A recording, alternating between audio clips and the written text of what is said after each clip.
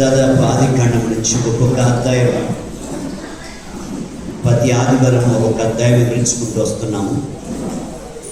ఇప్పుడు మనం ఆదికాండంలో 18వ అధ్యాయంలో ఉన్నాము. ఈ యొక్క 18వ అధ్యాయం మొదటి నుంచి మనము ధ్యానిస్తున్నాము. వాక్యము అక్కడొక మాట ఇక్కడొక మాట చెబితే మరి అర్థం కాదని, బైబిల్ గురించి అందరికీ అర్థం కావాలని మరి ఈ రీతిగా వివరిస్తున్నాం. చిన్నపిల్లలు ఉన్నవారు మీ పిల్లలు సండే స్కూల్ పంపించాలి. పిల్లలు మీ దగ్గర ఉంచుకోకూడదు. పిల్లలు దేవుని స్కూల్ వచ్చినట్టే సండే స్కూల్ మీ పిల్లలకు కానీ మళ్ళీ వాక్యం కూడా సపరేట్ వాళ్ళకి. నేను మీకు ఎలా చెబుతున్నా అక్కడ టీచర్ కానీ వాళ్ళకి సండే స్కూల్లో పాటలు వాక్యం చెప్పే కథలాగా చెప్పింది బట్ వాక్యం నాలా చెప్పదు. కథలాగా చెప్పింది పిల్లలకి అర్థమయ్యే భాషలో పిల్లల్ని పంపించాలి. పిల్లలకి దేవుడి గురించి నేర్పించాలి. చిన్నతనంలో పిల్లలకి దేవుడి గురించి నేర్పిస్తే రేపు వయసు వచ్చిన తర్వాత వారు కష్టకాలం వచ్చినా బాధాకాలం వచ్చినా ఏ పరిస్థితి వచ్చినా దేవుడిని మీరు ఆధారపడి నాకు సహాయం చే ప్రభా నన్ను ఆదుకోమని మరి ఆ యొక్క నేర్పుతాం. కాబట్టి ఆ నేర్పు యొక్క విశ్వాసంతో దేవుడి మీద ఆధారపడతారు ఏ కష్టం వచ్చిన వాళ్ళు. లేదు మా పిల్లలు ఎట్టున్నా పర్లేదు అయ్యా, గాలులైనా పర్లేదు, తిరుగుబోతులైనా పర్లేదు, వాళ్ళు ఎట్టున్నా మా పర్లేదు, మేము మంచిగా ఉండే సార్ అని చెప్పమంటారా, మీ పిల్లలు మీ దగ్గర ఏమనుకుంటారు.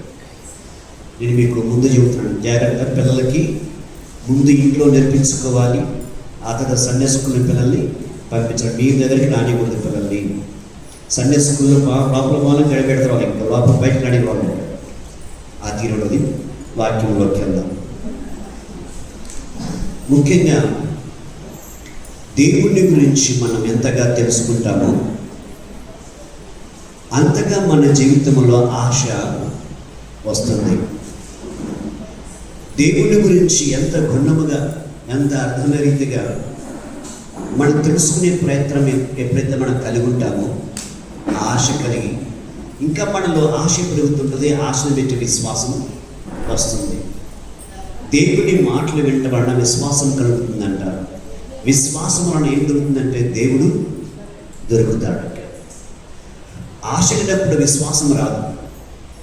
మనలో చుట్టూ ఒక రైతు పొలానికి ఏం పెట్టాలి? పెట్టుబడి పెట్టాలి. మన వైపు నుంచి ఆశ యొక్క పెట్టుబడి ఉండాలి. ఆశ యొక్క పెట్టుబడి మన వైపు ఉన్నప్పుడు దేవుడు ఖచ్చితంగా మన జీవితానికి అర్థం చెబుతాడు, మార్గం చూపిస్తాడు, చేయబట్టుకుని నడిపిస్తాడు. నువ్వు నడవలేకపోతే మరి అటువంటిది ఏమి లేకుండా దేవుడు నాకు మేలు చేయాలి, కార్యం చేయాలంటే దేవుడిని వైపుకు చూస్తుందంటే ఆశ. ఆ ఆశను పెట్టి విశ్వాసం ఎప్పుడైతే నువ్వు కలిగి ఉంటావో నీకు అసాధ్యమైన అది ఎటువంటి పరిస్థితులున్నా వాటన్నిటి దేవుడు దాటించి కార్యములు చేస్తాడని. దేవునికి అసాధ్యమైనది ఏది లేదు ఈ లోకంలో. ఆయనకి సమస్తము సాధ్యం. మనిషిని సృజించిన దేవుడైనా మనిషి కోసం ఏం అవసరమో సమస్తం దేవుడు సృజించి ఉన్నాడు. మనం సృజించిన దేవుడు మన జీవితంలో కానీ లేకపోతే మన తలరాత్రులు కానీ మన కాల గతులు కానీ మార్చడము ఆయనకు అసాధ్యమైనది ఏది లేదు కదా. మరి అటువంటి దేవుని పైన నమ్మకం నీలోంచి తొలగిపోకుండా అంటే విశ్వాసం ఉండాలి. విశ్వాసం నీలోంచి సలరిపోకుండా అంటే ఆశ నీలో ఉండాలి. నీలో ఆశ ఎప్పుడైతే ఉంటుందో దేవుడు కార్యము చేస్తాడని ఆశ అనేది నీలోకి రావాలంటే దేవుడి గురించి తెలుసుకునే ప్రయత్నము చేయాలి. దేవుడి గురించి ఎప్పుడైతే నువ్వు తెలుసుకుంటావో ఆశ పెరుగుతుంది. ఆశ నుంచి విశ్వాసం వస్తుంది. యేసు ప్రభు గొప్ప దేవుడు, ఆయన కార్యము చేతన విశ్వాసం వస్తుంది. ఆ విశ్వాసం వచ్చే నమ్మకము స్థిరపడుతుంది. ఎవరి జీవితంలో అయితే నమ్మకము దేవుడి పైన స్థిరంగా కలిగి నిలబడతాడో అతని జీవితంలో అసాధ్యమైనది ఏది ఉండదని దేవుని యొక్క లేఖనాలు చాలా గుణంగా వివరిస్తున్నాయి. ఈరోజు మనం ఆదికాండంలో 18వ అధ్యాయంలో రాయబడిన మాటలు మనం 17వ అధ్యాయంలో ఉన్నాం. దేవుడు చెప్పినాడు అబ్రహాముకి, అబ్రహాం భార్యకి, నేను మీకు సంతానం ఇస్తానని చెప్పినాడు దేవుడు. అబ్రాహాముకి మంచి నమ్మకం ఉంది. కానీ శారా అయితే పరిస్థితుల వైపు చూసింది, అంటే తన వైపు చూసుకుంది. నా శరీరం ముడతబడింది, నాకు ముషితనం వచ్చింది, స్త్రీ తరము ఆగిపోయింది, నాకు పిల్లలు పుట్టరు అని చెప్పని తన వైపు చూసుకుంది, అంటే తన పరిస్థితుల వైపు చూసింది. దేవుని నమ్మువారు పరిస్థితుల వైపు కానీ మనుషుల వైపు చూడకూడదు, దేవుని వైపు మాత్రమే మనం చూడాలి. పరిస్థితుల వైపు చూస్తే పేతురు ఏం చేశాడంటే సముద్రంలో మునిగినాడు. అలాగే మనుషుల వైపు చూస్తే ఇస్కరియోత యేసు ప్రభువుని అమ్ముకున్నాడు 30 నాణాలకి. ఇది మనుషుల వైపు చూసిన వ్యక్తి. పరిస్థితుల వైపు చూసిన వ్యక్తులు నిష్ప్రయోజనంగా మారిపోయారన్నమాట. మరి అటువంటి పరిస్థితులకు మనం వెళ్ళకూడదని దేవుని యొక్క ఉద్దేశం. ఆయన నేను ఏ రీతిలో ఉన్నానో ఆ రీతికి నా పిల్లలు ఉండాలి, వారు నా పిల్లలు. నా పిల్లలంటే అర్థం ఏంటిది? తండ్రి నా బిడ్డలు నాలాగా ఉండాలని కోరుకుంటారు కదా, తల్లి అయినా తండ్రి అయినా. అలాగని ఆ బిడ్డలలో తల్లి పొరుకు తండ్రి పొరుకు వస్తుంది, కానీ వాళ్ళ మీద ఇంకా ప్రేమ పెరుగుతుంది. కానీ తల్లి పూడక తండ్రి పూడక లేకపోతే అనుమానం అవుతుంది, డౌట్ అవుతుంది, అనేక సందేహాలు వస్తాయి, ఇద్దరి మధ్యలో గొడవలు వస్తాయి, అటువంటి పరిస్థితులు ఏర్పడతాయి. అలాగనే యేసుక్రీస్తు చెబుతున్న మాట ఏంటంటే, నేనే మార్గం, నేనే సత్యం, నేనే జీవం, నన్ను చూసిన వాడు నా తండ్రిని చూస్తాడు, నన్ను వెంటే ఇదంతా నీకు మేలవుతుంది, నేను లేకుండా నీకు ఏది కాదు. మరి ఆ తీరులో యేసు మనకు చెబుతున్నప్పుడు ఆయన రూపులోకి మనం మార్చబడాలి, ఆయన రూపులోకి మనము మార్చబడాలి. దేవుని బిడ్డ, దేవుని కుమార్తె అంటే అర్థం ఏంటంటే యేసుక్రీస్తు రూపులోకి మనము మార్చబడాలి. మనుషుల యొక్క పోలికలు కానీ, మనుషుల యొక్క పద్ధతులు కానీ, అపవాదికి సంబంధించిన లక్షణాలు కానీ, వాడి యొక్క అలవాట్లు కానీ మనలో ఉంటే ఏ రీతిగా యేసుక్రీస్తుకు మనం చెందిన వారు కాము. ఏ రీతిగా కాకపోతే నేను యేసు ప్రభువును నమ్ముకున్నా కదంటే, నువ్వు నమ్ముకున్నావు కరెక్టే, ఆయనకి సంబంధించిన లక్షణాలు లేవు. ఈరోజు మేము చాలామంది చూస్తూ ఉన్నాం, దాదాపు ఒక 3 సంవత్సరాలు చూస్తున్నాను, యేసు ప్రభువును నమ్ముకున్న వారికి దయ్యాలు పడుతున్నాయి. వారు మొట్టమొదటిగా దయ్యాలతోనే వచ్చారు, యేసుక్రీస్తుని సన్నిధిలోకి వచ్చి ఆయన నామం ముందు విశ్వాసం ఇచ్చి రక్షణ పొంది దయ్యాలు పోయినాయి. మళ్ళీ దయ్యాలు వస్తున్నాయి. కారణం ఏంటంటే దేవుడి పైన ఉన్న విశ్వాసం కానీ, ఆయనతో నడిచే నడత కానీ, ఆయన కోసం బ్రతికే అటువంటి నిర్ధారణ, ఆ తీర్మానం, అటువంటి మంచి ఖచ్చితమైన ఏంటిది ఆ స్వస్థ బుద్ధి కలిగిన స్థిరబుద్ధి లేకపోవటం వల్ల దయ్యానికి చోటు అవుతుంది. దయ్యానికి చోటు అవుతుంది. ఇంకా ఇది ఎందుకు నాకు దయ్యం వచ్చింది అని చెప్పి నేను అనుకుంటే, డబ్బు దేవుడి దగ్గర లేదు, నడిపించే నాయకుడి దగ్గర ఉండదు. ఎవరి దగ్గర ఉండదంటే దేవుడి కోసం బతికే వ్యక్తి దగ్గరనే తేడా ఉండదు. హల్లెలూయా. కాబట్టి కానీ ఈ రీతిలో ఈరోజు దేవునిలోకి వచ్చిందంటే, లేక ఒక శక్తినిలోకి వచ్చిందంటే కారణం ఏంటంటే ఆ మొదట నీకున్న ప్రేమ సలారింది. అందుకే బైబిల్ ఉంటుంది, ప్రేమ అనేకుల్లో సలారిందంట. ఎందుకు? అక్రమం విస్తరించడం వలన. అక్రమం అంటే ఏంటది? దేవుడి మాట వినకపోవటం వలన, దేవుడి పైన ఆధారపడకపోవటం వలన, దేవుడితో కలిసి నడకపోవటం వలన ఆజ్ఞ అతిక్రమం. దాన్ని అతిక్రమం అన్న మాటకి పాపం. ఆ పాపములోకి సమర్పించబడాలన్న అపవాదికి దొరికింది అవకాశం. ఒక్కసారి యేసు ప్రభువును నమ్ముకున్న తర్వాత అది నీలోకి వచ్చిందంటే చాలా కష్టంతో కూడింది. అది నీలోంచి బయటకు పోవటం. ఆ మొదటి విశ్వాసం ఏ రీతిగా ఉన్నావో అంతకంటే డబల్ నీలో ఉంటే తప్ప అది నీలోంచి బయటికి పోదు. హల్లెలూయా. కాబట్టి ఈ రీతిలో మనం దేవుని యొక్క మాటలు వింటున్నాం. మనం ఒక్కసారి గమనించాలి. అబ్రహాముతో దేవుడు చెప్పిన మాట ఏంటంటే, నేను నీకు సంతానం ఇస్తాను, నీ సంతానము ద్వారానే భూమిలో ఉన్న, అంటే సృష్టిలో ఉన్న సమస్త జనులు, సమస్త గోత్రములను నీ ద్వారానే ఆశీర్వదింపబడతారని చెప్పి యేసు దేవుడు చెప్పడం జరిగింది అబ్రహాముకి, యెహోవా దేవుడుగా ఉన్నప్పుడు. మరి చెప్పినప్పుడు ఆ మాట ప్రకారం అబ్రహాం విశ్వాసం ఉంచినాడు. కానీ పరిస్థితుల వైపును, మనుషుల వైపు చూడటం వలన శారాకి నమ్మకం దొరకట్లేదు. అపనమ్మకం తనలోకి వచ్చేసింది. అపనమ్మకం తనలోకి రావటం వలన అబ్రహాం భార్యకి, ఆ భార్యకు బదులుగా మరొక, ఆమె స్థానంలో మరొక స్త్రీ రావడం జరిగింది. ఎందుకు? అపనమ్మకం రావడం వల్ల. భారీ స్థానంలో మొరకాం వచ్చింది, ఆదరణ వచ్చేసింది. సరే, ఈ ఆదరణ వచ్చిన తర్వాత మనకి నెమ్మది ఉందా, సమాధానం ఉందా? లేదు. చూడండి, దేవుడి యొక్క చిత్తం ఏదైతుందో అది మనం కనుగొట్టడం వల్ల ఏమైందంటే మనకి శాంతిని, సమాధానము, నెమ్మదిని, ఐక్యతను, ఒక మనసును, స్థిరబుద్ధిని, స్థిరమైన యొక్క ఇడది తీర్మానంతో మనం గురి కలిగి దేవుడితో నడవడానికి వీలవుతుంది. కానీ ఆయన యొక్క సమాధానం మన దగ్గర లేనప్పుడు ఏమైందంటే అన్నీ కోల్పోతాం. మన చేతిలోంచి మనమే విడిచిపెట్టేస్తాం. ఎందుకు? నిరాశలకు వెళ్ళి వాటి చేతిలో జీవం ఉండదు. ఇంకా వాటి చేతిలో ఏమన్నా జారిపోయింది కదా, అదే కోణలోకి వెళ్ళి వాళ్ళు ఏమన్నది ఇంకా. అలాగే నిరాశ, ఈ నిరాశ ఎందుకు వస్తుందంటే దేవుడి పైన నీ నమ్మకం కోల్పోయినప్పుడు, దేవుడి పైన విశ్వాసం కోల్పోయినప్పుడు, దేవుడి కోసం బ్రతికే ఆశని కోల్పోయినప్పుడు మనుషులకి నిరాశ వస్తుంది. నిరాశ వచ్చిందంటే చనిపోయిన వాడితో సమాన మనిషి. ఇంకా చనిపోయిన వాడికి వెళ్ళి నాన్న లే, అమ్మ లే అంటే లేస్తారా? పలుకుతారా? లేదు. వాడిక్కడ ఏమీ స్పర్శ లేదు, జీవము లేదు.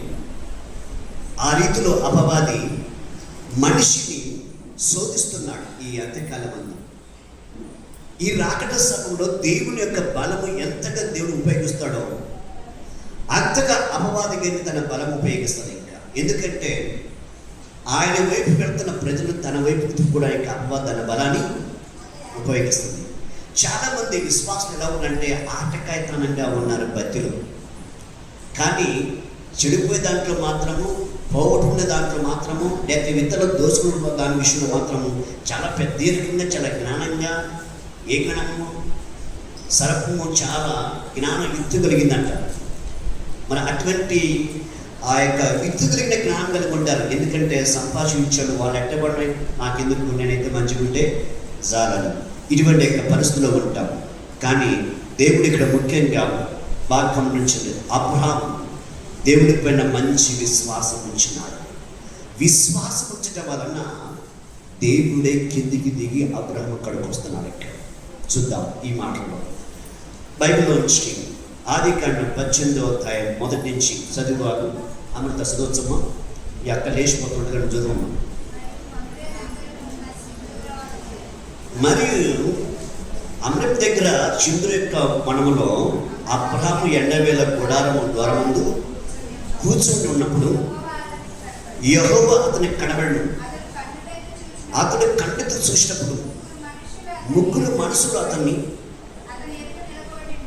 ఎదుట నిలబడి ఉండరు. అతడు వారిని చూసి గుడారం యొక్క వాకి నుండి వారిని ఎదుర్కొనటకై పరిగెత్తి నేల మటుకు వంగి, ప్రభా నీ కటాక్షం నా మీద ఉండునేడలా ఇప్పుడు నీ దాసుని దాటిపోవద్దు, నేను కొంచెం నీరు తెప్పించదును, దయచేసి కాలు కడుక్కును, ఈ చెట్టు కింద అలసట తీసుకునండి, కొంచెం ఆహారం తెప్పించదును, మీ ప్రాణం బలపరచుకోండి, తర్వాత మీరు వెళ్ళవచ్చును. ఇందు నిమిత్తమే కదా మీ దాసు వద్దకు వచ్చితుడని. హల్లెలూయా. చూడు, ఇక్కడ అబ్రహాము చాలా అద్భుతమైన తన ఆలోచన ఎలా ఉందో చూద్దాం. తన విశ్వాసము ఎలా ఉందంటే బైబిల్ అంటుంది, విశ్వాసం వలన నమ్మకాలు, విశ్వాసం వలన దేవుడి మీద ఆశ, విశ్వాసం వలన హృదయము శుద్ధి కలిగి ఉండడానికి వీలవుతుంది. హృదయ శుద్ధి గల వారు దేవుణ్ణి చూసేదరు అనే మాట మన కొత్త నిబంధనలో చూస్తాం.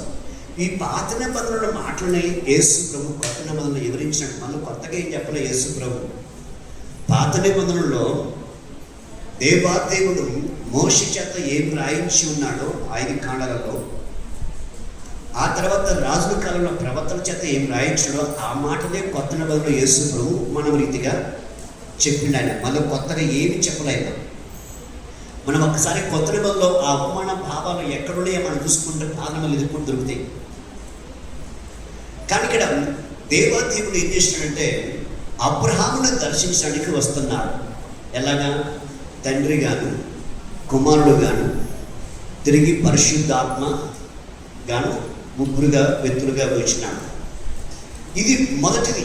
తన జీవితంలో దేవుడు అతన్ని దూతల రూపంలో వచ్చి కనబడ్డాడు. ఈ అబ్రహాము ఆ చిత్తు దృశ్యం ఆ వనములలో ఆయన గుడారం వేసుకోండి అన్నమాట. వెంటకెళ్ళి ఆ చెట్టు కిందకు వచ్చి ఉన్నప్పుడు ఆయన చూస్తుంటే ఒక ముగ్గురు వ్యక్తులు ఆయనకి ఎదురు వస్తున్నారు. ఎవరికి? అబ్రహాంకి ఎదురు వస్తున్నప్పుడు అబ్రహాం వారిని చూసినప్పుడు ఎమ్మటి దేవుని యొక్క దూతలని చెప్పి వారికి సాష్టంగా నమస్కారం చేసినాడు అబ్రహాం.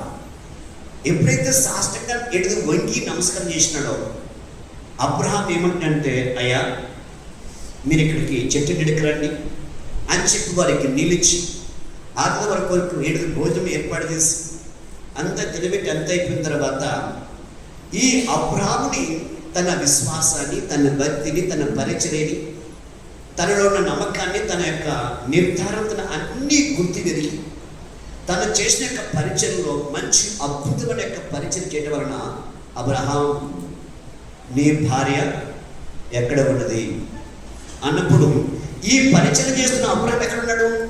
వారికి వడ్డిస్తూ వారి ఎదురు నిలబడ్డాడు. ఎదురు నిలబడి అబ్రహాంతో నీ భార్య ఎక్కడ అంటే వెనక గుడారంలో ఉన్నది అన్నప్పుడు ఏమంటాడంటే దేవాదేవుడు ఇక్కడ ముందుటికి ఇదే సమయానికి నీ భార్య గర్భం ధరించి కుమారుని కంటుంది అన్నప్పుడు ఎమ్మట ఏం చేస్తారా? గుడారంలో వెనక దూరం దగ్గర ఉండి ఏం చేస్తుంది? నవ్వుతుందా? ఏం చేస్తున్నామా? నవ్వుతుంది. ఏమి నవ్వుతుందంటే స్త్రీ ధర్మం ఆగిపోయింది, నేను ముసుందాన్ని, నా భర్త ముసుగువాడు, ఇప్పుడు నాకు సుఖమ కలుగునా అని ఈ రీతిలోకి వెళ్ళి నవ్వుతుంటే ఎమ్మటే దేవాదేవుడు ఏమంటున్నంటే, చాలా నువ్వు నవనెల అన్నప్పుడు లేదు నేను నవ్వలేదు, లేదు నువ్వు నవ్వినావు. చూడండి ఇక్కడ చాలా నవ్వడం కారణం ఏంటది? పరిస్థితుల వైపు చూసిందన్నమాట. ఈరోజు చాలామంది క్రైస్తవులు దేవుని నమ్మినారు. చేతుల్లో బైబిల్ ఉంటుంది కానీ వాక్యం మాత్రం ఉండదు. చేతిలో బైబిల్ ఉంటుంది, వాక్యం గుండెలో ఉండదు. కానీ దైవతే మాత్రం పక్కలో ఉండదు బైబిల్. లేకపోతే ఏదైనా బాగాలేకపోతే మాత్రం అప్పుడు సూత్రం ప్రభా నేను ఎటువంటి దాన్ని అయ్యా, నేను ఎటువంటి వాడిని అయ్యా చెబుతారు. ఇక్కడ నేను బూడిదని, ధూళిని, దుమ్ముని, ఇంకేంటిది అది ఇది అని చెబుతుంది. ఈ మధ్య కొత్తలో నేను వచ్చిన కొత్తలో ఒక ప్రార్థన చేస్తుంది, ప్రభా నేను దుమ్ముని, ధూళిని, బూడిదని అడిగాను. లేయమని ఆమె ప్రార్థన చేస్తుండేది. నా పోయిందే పాపం, ఇంకా ఆమె ముందు ఎందుకు లేక ఇప్పుడు మనం అంటారు ఆమె పోయింది కదా, ఆమె ఉన్నప్పుడు ఏడ్చేసి ఆమె ఎలగొడుతుంది, ఇప్పుడు ఉన్నప్పుడు ఆమె ఉంచి ఏడుతూ అని చెప్పాడు. కానీ ఉన్న వాస్తవం చెబుతున్నాం. ప్రార్థన ఇలా ఉంటుంది. ప్రార్థన అనేది ఎలా ఉండాలంటే దేవుడికి వినబడే రీతిగా అది హృదయంలోంచి రావాలి, అది పెదవులోంచి రాకూడదు. హృదయంలోంచి చెప్పే ప్రార్థన దేవుడు వింటాడు. నీ హృదయంలోంచి చెప్పే ప్రతి మాట దేవుని యందు విశ్వాసం ఉంచినావు కాబట్టి ప్రతి మాట దేవుడు లెక్కలోకి తీసుకుంటాడు. ఆయన నీ హృదయం నుంచి రాకుండా ఎవరో వినాలి, నా పర్వాలేదు ప్రార్థన, ఆయన ప్రార్థన బాగా చేస్తుండో అని ఎవరో వినాలనే రీతిగా ప్రార్థిస్తే ఆ పరిచర్యకును నీకు తేడా ఏమీ లేదు.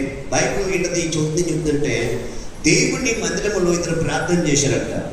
ఒక వ్యక్తి బయటే ఉన్నాడు, సుంకరి, నేను రావడానికి ఏముంది కానీ పరిచయుడు మాత్రం నిలబడి ప్రార్థన చేస్తున్నాడు. ఓ ప్రభా, వారానికి నేను 2 సార్లు ఉపవాసం ఉంటున్నా, నేను జీలకర్రలోను, సోపులోను, వాములోను, ధనియాల్లోను తిరిగేటిది అన్నింటిలో 10వ భాగం ఇస్తున్నా, అన్ని చేస్తున్నా ప్రభా, మరి నా ప్రార్థన ఏంటిది నీ సరి చేసుకో, ఇదిగో ఆ సుంకర్ల వల్ల నన్ను ఉంచేందుకు నీకు స్తోత్రాలు అన్నాడు. కానీ ఆ సుంకరు ఏంటిది ప్రార్థన ఏంటిదంటే, నేను నీ వైపు తలవెత్తి ఏంటిది చూసుకు ఏగును కాను, నేను పాపిని, నా పాపములను క్షమించమన్నాడు. మగ్గించుకుని వెళ్ళిపోయినాడు. అతనేమో ఏంటిది 4 మాటలు తన స్థితిని ఒప్పుకొని వెళ్ళిపోయాడు.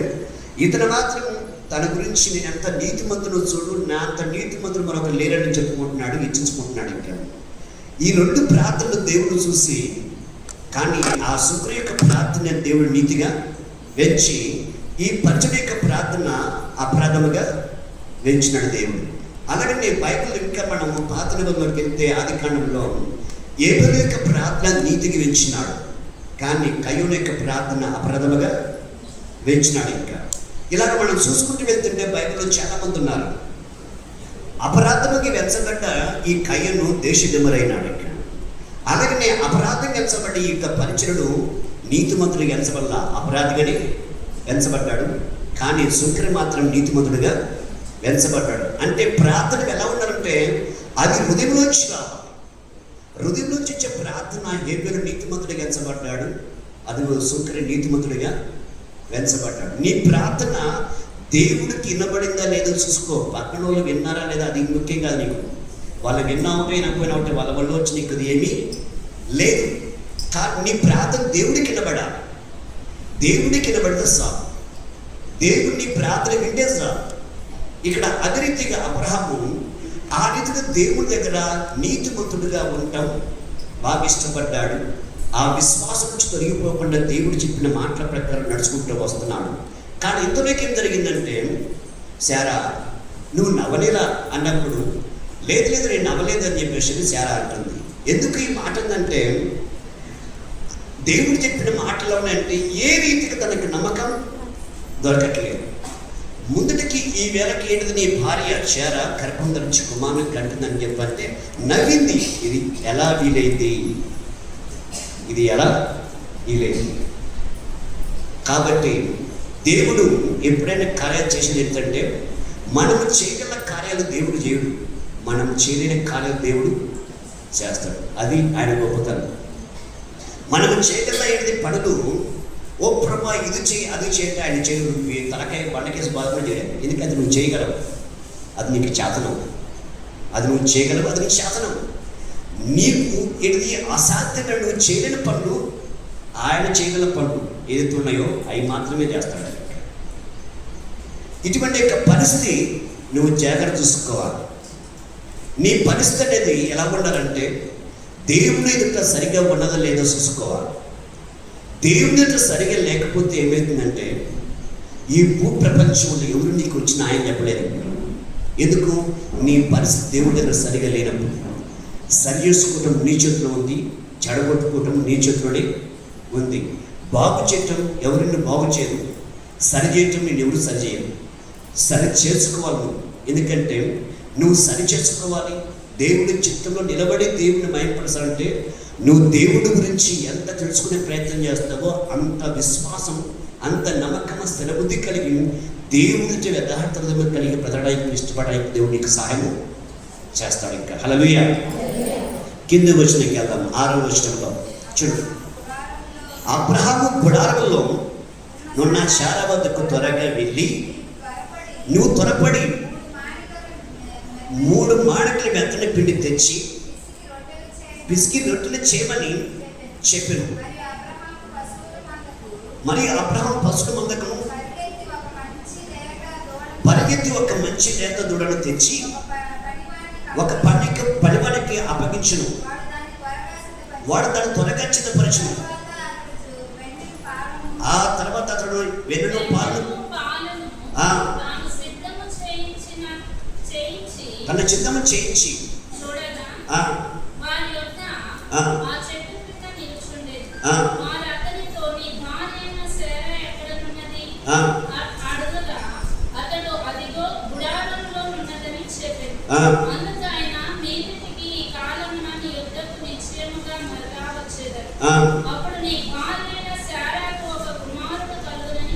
అప్పుడు నీ భార్య శారా ఒక కుమారుడు కలుగునని చెప్పాను. శారా ఆయన వెనక నుండి గుడారము ద్వారం నిలిచుండు. అబ్రహాము శారాను బహుకాలం గడిచిన వృద్ధులై ఉండి స్త్రీధర్మము శారాకి నిలిచిపోయిన కనుక శారా నేను బలము ఉడికిన దాను తర్వాత నాకు సుఖము కలుగునా, నా యజమానుడు వృద్ధుడై ఉన్నాడు కదా అని తనలో తనను నమ్ముకున్నాడు. అంతటి యెహోవా అబ్రహాముతో, వృద్ధురాలైన నేను నిశ్చయముగా ప్రశ్నించదనా అని శారా నవ్వడల్లా యెహోవాకు అసాధ్యమైనది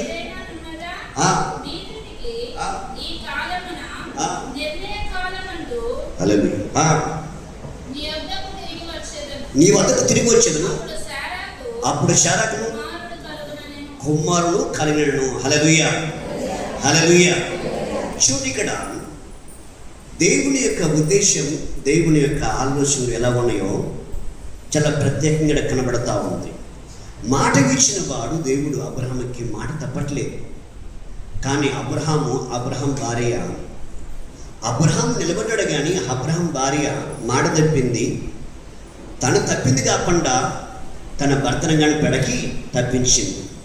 ఎందుకు తప్పించిందంటే నా వయసు ఉడికిపోయింది అని చెప్పి గతంలోనే తనకు ప్రతిగా భార్యగా మరొక స్త్రీ తీసుకొచ్చి అబ్రహాముకి భార్యగా ఇచ్చింది ఆగరము. అక్కడ మనం దేవుడు మాట తప్పలేదు, కానీ మనుషుడు మాత్రం దేవుని మాట ఏడుపై నమ్మకం ఉంచుకోవడం వలన సమస్య మధ్యలోకి వచ్చింది, మరొక స్త్రీ రూపంలో వచ్చింది. ఇక్కడ అలాగని ఇప్పుడు కానీ మన్నది చెబుతున్నాడు. ఇంకా అక్కడ దారి తప్పినా, అక్కడ మరొక స్త్రీ వచ్చినా, అక్కడ ఇస్మాయిల్ పుట్టినా, అది ఏది జరిగినా దేవుడైతే మాత్రం అబ్రహాం నీ భార్య గర్భవాసం పుట్టబడు వాడే నీ కుమారుడే కానీ మరొక వారి నిమిత్తం పుట్టివాడి కుమారుడు కాడని ఇంత ఖచ్చితంగా చెప్పినాడు దేవుడు. ఆల్రెడీ ఈ ఆదరపోయేది పుట్టబోయే కుమారుడి కంటే తన ఇంట్లో ఎడిది దాసుడు గురించి అతను నా వారసుడు తీసుకుంటాను కాదన్నాడు. ఇంకా ఆదరణ ఏం తీసుకొచ్చి చారా పెట్టింది, ఆ కుమారుడు పెట్టి నన్ను దీపించమంటే కాదన్నాడు దేవుడు. కానీ చారా గర్భమున పుట్టబోతున్న వాడే నీకు వారసుడని ఇంత ఖచ్చితంగా చెప్పినాడు. కానీ ఆ ఖచ్చితమైన మాటలు ఇక్కడ శారా నమ్మలేకపోతుంది.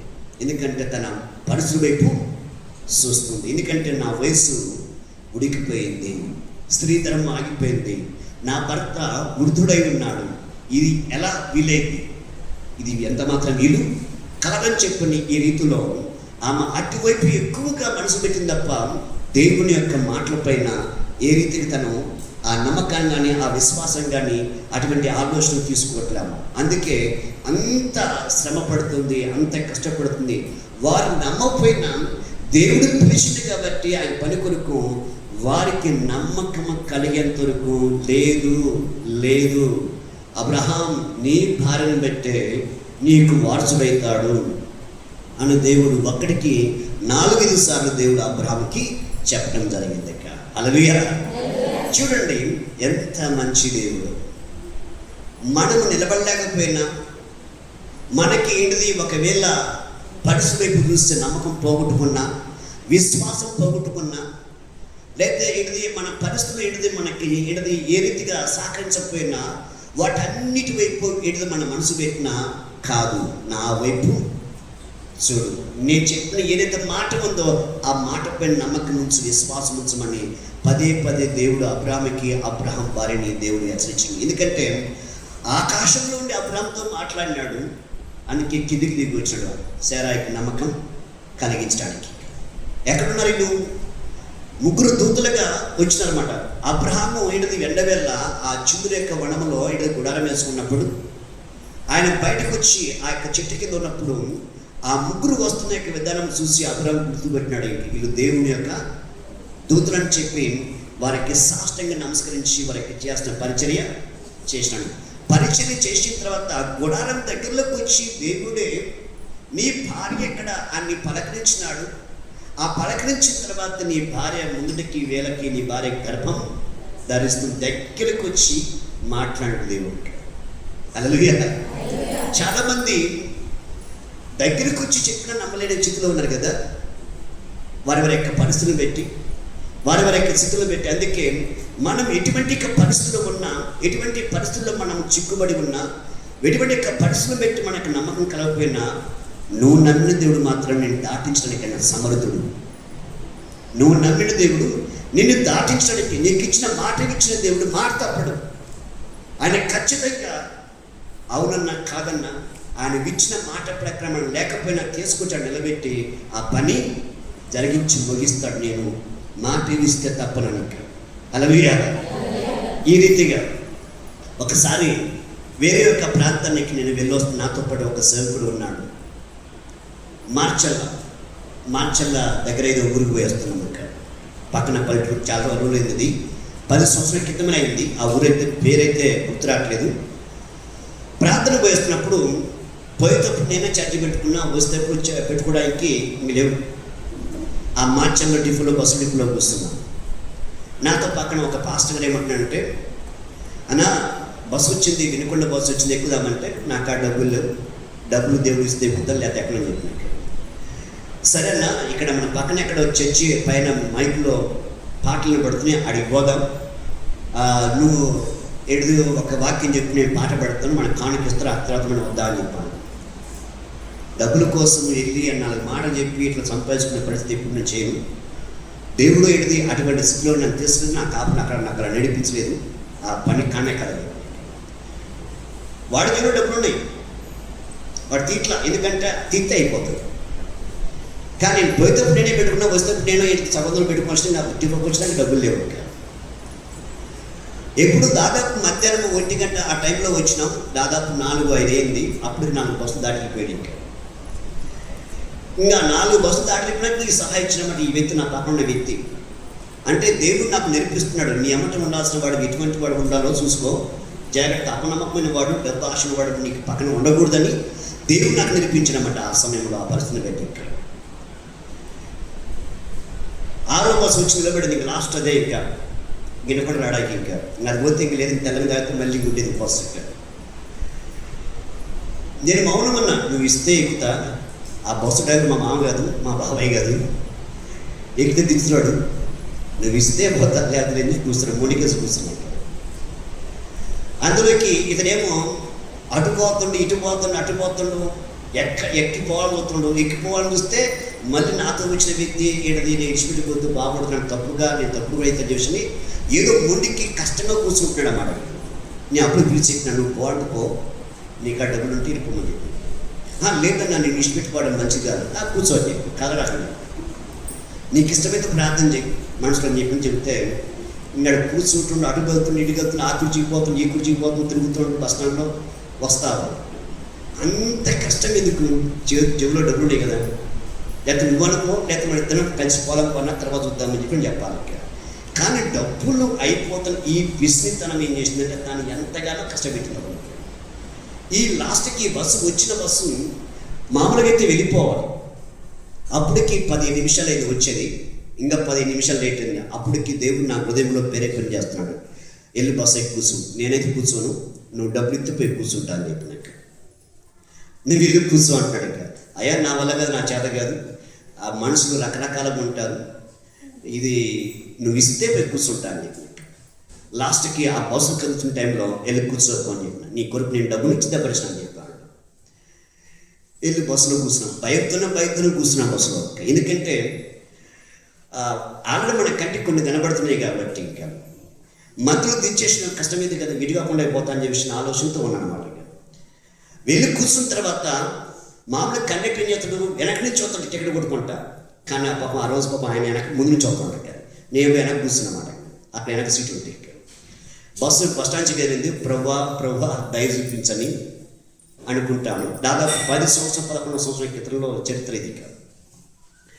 అబ్రహాం యొక్క భార్య, అబ్రహాం యొక్క జీవితంలో చేసిన యొక్క విధానము తిరిగి నా జీవితంలో జరిగిన యొక్క విధానం నీకు సాక్ష్యం ఇస్తున్నాను. ఇక్కడ తిరిగి బస్ స్టాండ్ దాటి ఒక 1/2 కిలోమీటర్ దాటానికి ఒక వ్యక్తి మామూలుగా వెనక కూర్చునే వ్యక్తిని ఒక వ్యక్తి లేచి ఎన్ని కూర్చోవటం అది జరిగే పని కాదు, అది అసంభవం. ఎవరైనా వాళ్ళిద్దరు ఏంటి కలిసిపోతే నువ్వు టికెట్ తీసుకుంటావా, నేను తీసుకుంటావా అని వెనక్కి తిరిగి అడుగుతారు.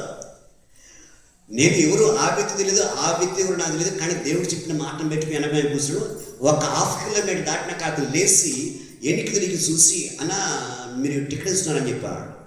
ఆయన ఎవరు నేను ఇంతకు చూడలేదు. ఆ రోజు మాత్రమే కనబడ్డాడు, ఆ రోజు మాత్రమే పరిచయం, తర్వాత నాకు మళ్ళీ ఇప్పుడు పరిచయం కాదు. ఇంకా కనబడే గడపలేదు అతను. ఇక్కడ అలా టికెట్ తీసుకుంటాడు, ఎక్కడ దాకా వినకుండా అని చెప్పాడు, వినకూడదని చూడండి. నువ్వేనా ఎవరున్నా ఏమంటే ఒకడు ఉన్నాడని చెప్పినాక, ఒకడు ఉన్నాడని చెప్పినాక ఇంకా పాస్టర్కి ఇష్టం ఒకడు ఉన్నాడని చెప్పినాక ఎందుకు ఈ పిసిరితనము అంత అడ్డుగా పరిచయకి అడ్డం వచ్చిందన్నమాట. సరే లాస్ట్కి టికెట్ ఇచ్చి మా చేతికి ఇచ్చినాడు, అయిపోయింది. తిరిగి వెనుకొండ దిగినాడు, అతడు దిగినాడు, ఇద్దరం ఇంటికి వచ్చినాం. అన్న నీతో కలిసి నేను సేవ చేస్తాను, నీకు నిండు వందనాలు, వెళ్ళి నీ సేవలు చేసుకోమని చెప్పినాక హల్లెలూయా. అట్లా ఆ రీతిలో ఎన్నోసార్లు దేవుడు నా జీవితంలో ఎన్నో అద్భుతాలు జరిగించు అంటే 1కి 3 సార్లు నిర్ధారణ చేసుకున్న దేవుడి దగ్గర. బస్సు ఎక్కితే వాళ్ళు టికెట్ అడుగుతారు, మరి నాకు ఇబ్బంది ఏంటి అని చెప్పంటే వెళ్ళు వెక్కు అని చెప్పాల్సింది. ఒక్కసారికి 3 సార్లు చెబుతా నేను ఎక్కి వెళ్ళి కూర్చున్నా. నిర్ధారణ తెలుసుకున్న తర్వాత మళ్ళీ సందేహపడలేదు ఇంకా. హల్లెలూయా. కానీ ఇక్కడ అబ్రహాముకి ఆదికాండములో 12వ అధ్యాయంలో స్టార్ట్ అయితే 18వ అధ్యాయం వచ్చేంత వరకు దేవుడు ఎన్నోసార్లు అబ్రహాంతో చెప్పినాడు. ఇక అబ్రహాం, నేను నీ కుమారుడు ఇస్తున్నాను అని చెప్పాను. ఇక 12వ అధ్యాయంలోనే నీ సంతానము ద్వారా భూమిన సమస్త వంశములు దీవించబడితే ఆశీర్వదింపబడుతున్న దేవుడు చెప్పినాడు. ఇక అలాగనే 15వ వచ్చి అదే మాట చెప్పాడు దేవుడు. ఇక ఈ రీతిగా అబ్రహాముకి దేవుడు చెప్పినప్పుడు ఖచ్చితంగా అబ్రహాము ప్రేమిస్తున్న భార్యకి చెప్పమంటాడా? భార్య కానీ చెప్తాడైనా, ఎందుకంటే ప్రేమిస్తున్నా కాబట్టి. ఆ రీతిగా అబ్రహాముని తన భార్య చాలా ప్రేమిస్తుంది కాబట్టి ఖచ్చితంగా ప్రేమలో మాటలు బయటకు వచ్చేస్తాయి. ఎంత మాత్రం ఇద్దరి దగ్గర ఏమీ రహస్యంగా దాగి ఉండటానికి వీలుపడదు. మరి అటువంటి ఇక పరిస్థితుల్లో అబ్రహాం అంత దృఢంగా చెప్పినాడు. ఆయన శారాకు నమ్మకం రాలేదు. దేవుడి కిందికి దిగి వచ్చి అబ్రహాంతో మాట్లాడుతుంటే ఆ మాటలని గుడారంలో వెనక ద్వారం దగ్గర వింటుంది. ఆయన నమ్మకం కలిగి నవ్వింది.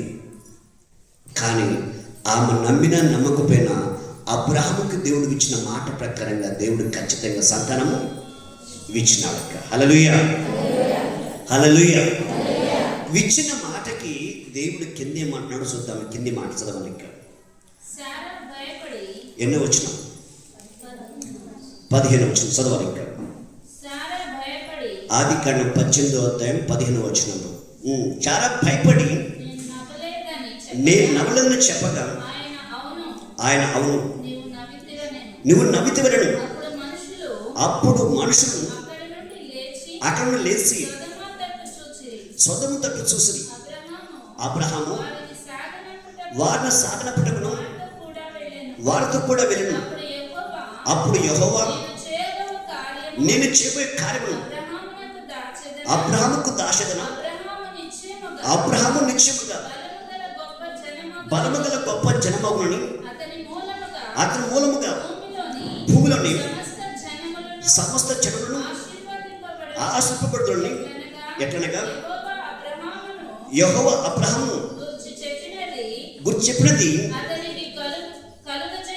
అతను కలగజేయనట్లు తన తర్వాత తన పిల్లలను తన ఇంటి వారు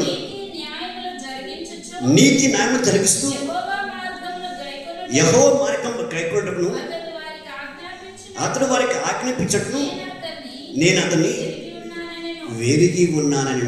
హల్లెలూయా, హల్లెలూయా.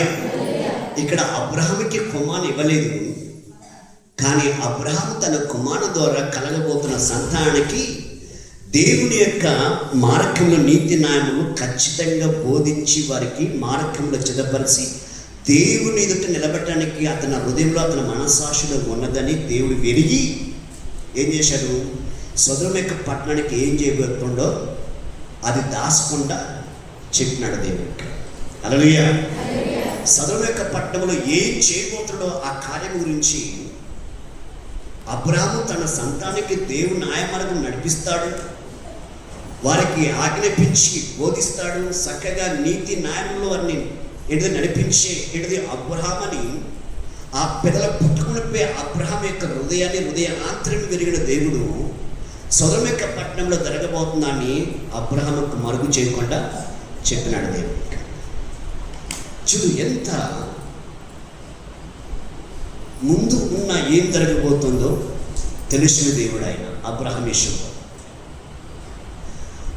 విషయంలో ఏం జరుగుతుంది, ఏం జరగబోతుందని అబ్రహాం యొక్క హృదయంలో ఎటువంటి నిశ్చిత కలిగి ఉన్నాడని, ఎటువంటి మంచి నిర్ధారణ కలిగినటువంటి ఆశ కలిగినాడని దేవుడు ముందు ఎరిగి అబ్రహాము చేయబడి నిమిత్తంగా ఆ సొదొమ యొక్క పట్టణం తన సోదరున్నప్పుడు ఆ పట్టణం గురించి ఏం చేయబోతుండో అబ్రహాముకు తెలియకుండా ఉండకూడదని వివరంగా చెబుతున్నాడు. ఇంకా చూడండి, నువ్వు నమ్మిన దేవుడు, నువ్వు ఆయనకి నమ్మకంగా ఉండే చాలు.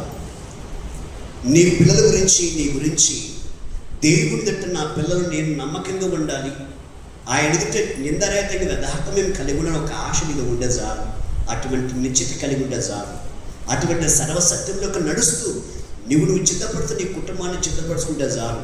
ముందు ఏం జరగబోతుందో, వెనక జరిగిన దాని గురించి, ముందు జరగబోతున్న దాని గురించి, ఇప్పుడు ప్రస్తుతానికి ఉన్న దాని గురించి మొత్తం ఎవరైనా చెప్పగలబడాయనట. అటువంటి గొప్ప దేవుణ్ణి కలిగి ఉండి నువ్వు ఇంకా అవిశ్వాసంలో, అపనమ్మకంలో, గురిలేని ఇంటి వ్యక్తి వెళ్ళే ఉండి, దేవుడా నేను చచ్చిపోతున్నా కదా, నాకెందుకు నువ్వు వెళ్ళి ఎట్లా, దేవుడా నేను చచ్చిపోతున్నా కదా, నాలో దైవం ఎందుకు వెలగొట్టట్లేదు, దేవుడా నేను చచ్చిపోతున్నా కదా, నా పరిస్థితి ఎందుకు ఇలా అయింది అని ఇంకా నువ్వు ప్రశ్నిస్తున్నావంటే నీలో ఉన్న అపనమ్మకమే అది ప్రశ్నగా మిగిలిపోయింది. ఇంకా హల్లెలూయా. కాబట్టి ఈరోజు దేవుని యొక్క మాటలు పెట్టి నువ్వు అబ్రహాం మంచి విశ్వాసము కలిగిన వాడు, కానీ ఆ విశ్వాసం పెట్టి దేవుడు ఏం చెప్పినాడో ఆ యొక్క విధానానికి అబ్రహాముని 1-2 సార్లు దేవుడు పరీక్షించినాడు. ఇంకా చూద్దాం తన విశ్వాసంలో నిందారహితంగా ఎదుటి ఉన్నాడు లేదా అని అబ్రహాం దగ్గరికి వెళ్తే తన పరిచయంలో కానీ, తన మాటల్లో కానీ, తన ప్రవర్తనలో కానీ, తను చూపించే అటువంటి యొక్క మర్యాదలో కానీ అన్నిట్లో దేవుడిని భయభక్తులు కలిగి ఉండటం వలన దేవుడు చేయబోతున్న కార్యం తనకి వివరంగా చెప్పినట్టు. తన భార్య సందేహపడుతున్న అపనమ్మకంలో ఉన్న పక్కకు పెట్టి అబ్రహాం యొక్క మాటలు, అబ్రహాం యొక్క విశ్వాసం చూసి ముందు చేయబోతున్న కార్యం గురించి వివరంగా ఎవరిస్తున్నాడు. కిందికి వెళ్దాం ఇంకా కొన్ని మాటలు. ఇంకా మరి యెహోవా సొదొమ గొమొర్రా గురించి మొరను గొప్పది కనుకను వాటి యొక్క పాపము భారమైనది కనుక నేను దిగిపోయి నా వద్దకు వచ్చిన ఆ మొరసొప్పుని వారు సంపూర్ణంగా చేసడం లేదు సూచనలు చేయని నేను తెలుసుకున్నాను. ఆ మనుషులు అక్కడ నుండి తిరిగి సొదొమ వైపు వెళ్ళి అబ్రహాము ఇంకను యెహోవా సన్నిధిని నిలిచి ఉండెను. హల్లెలూయా, హల్లెలూయా. అబ్రహాముకు చెబుతున్నారు ఈ మాటలు. మేము సొదొమ వైపుకి వెళ్తున్నాము, ఆడ ఆ యొక్క సొదొమ యొక్క పట్టణం యొక్క ఆ మొర మా వద్దకు వచ్చింది, దాని యొక్క పాపం పరిపూర్ణమైందో లేదో చూద్దామని వెళ్తున్నాము అని ఈ మాటలు చెబుతున్న ఇక్కడ అబ్రహాంకు చెప్పి తిరిగి ఆ యొక్క వైపు వెళ్తున్నప్పుడు అబ్రహాము దేవుడి సన్నిధిలో ఉన్నాడు. ఇంకా ఉండి ప్రార్థన చేస్తున్నాడు, విజ్ఞాపన చేస్తున్నాడు. ఇంకా ప్రార్థన వేరు, విజ్ఞాపన వేరు. మనం చేసుకుంటున్నాడు. ఆ పట్టణంలో 50 మంది నీతిమంతులుంటే కాపాడుతావంటే కాపాడుతున్నాడు దేవుడికి. ఆ పట్టణంలో ఎవరున్నారు? లోతు ఉన్నాడు, తన సహోదరు కుమారుడు ఉన్నాడు. ఇంకా చూడండి, ఈరోజు మనం ప్రార్థించే వాళ్ళం ఎలాగున్నామంటే మన కోసం మనం ప్రార్థన చేసుకోలేము. అంటే మన విశ్వాసం చాలా బాగుంది కదా, కానీ మన ఇంటి వాళ్ళ కోసం ప్రార్థన చేయడం ఇంకా చాలా బాగుంది ఈ విశ్వాసం. తిరిగి మన పక్కింటి వాళ్ళు ఏడుస్తుంటే ప్రాణం అవుతున్నాయి, కానీ వాళ్ళ తిమ్మ తురిందని చెప్పేసి ఇంకా విశ్వాసం కలిగి ఉన్నాం. ఏంటిది విశ్వాసం? ఏ కాడికి వాళ్ళు పోయారా ఇల్లు పోయారా చూసుకుంటున్నాము, కానీ దేవుడి యొక్క ఉద్దేశం ఏంటంటే అబ్రహాము విశ్వాసము గలబడిన మాటకి ఒక అర్థం కనబడతా ఉంది. దేవుడు వివరించినాడు. వివరిస్తే ఆ యొక్క సొదొమ యొక్క పట్టణం గురించి, ఆ సొదొమ యొక్క పట్టణం వైపు దేవుడు వెళ్తున్నప్పుడు తన దూతలతో పాటు ఆ యొక్క సొదొమ పట్టణం అడుగు పెడుతున్నప్పుడు అబ్రహాము దేవుని యొక్క సన్నిధిలో నిలబడ్డాడు. ఇంకా ఏమంటుందంటే దేవుడితో మాట్లాడుతున్నాడు. ఏమంటుందంటే ఇట్లనను దుష్టులతో కూడా నీతిమంతులను నాశనం చేయదువా? ఆ పట్టణంలో ఒకవేళ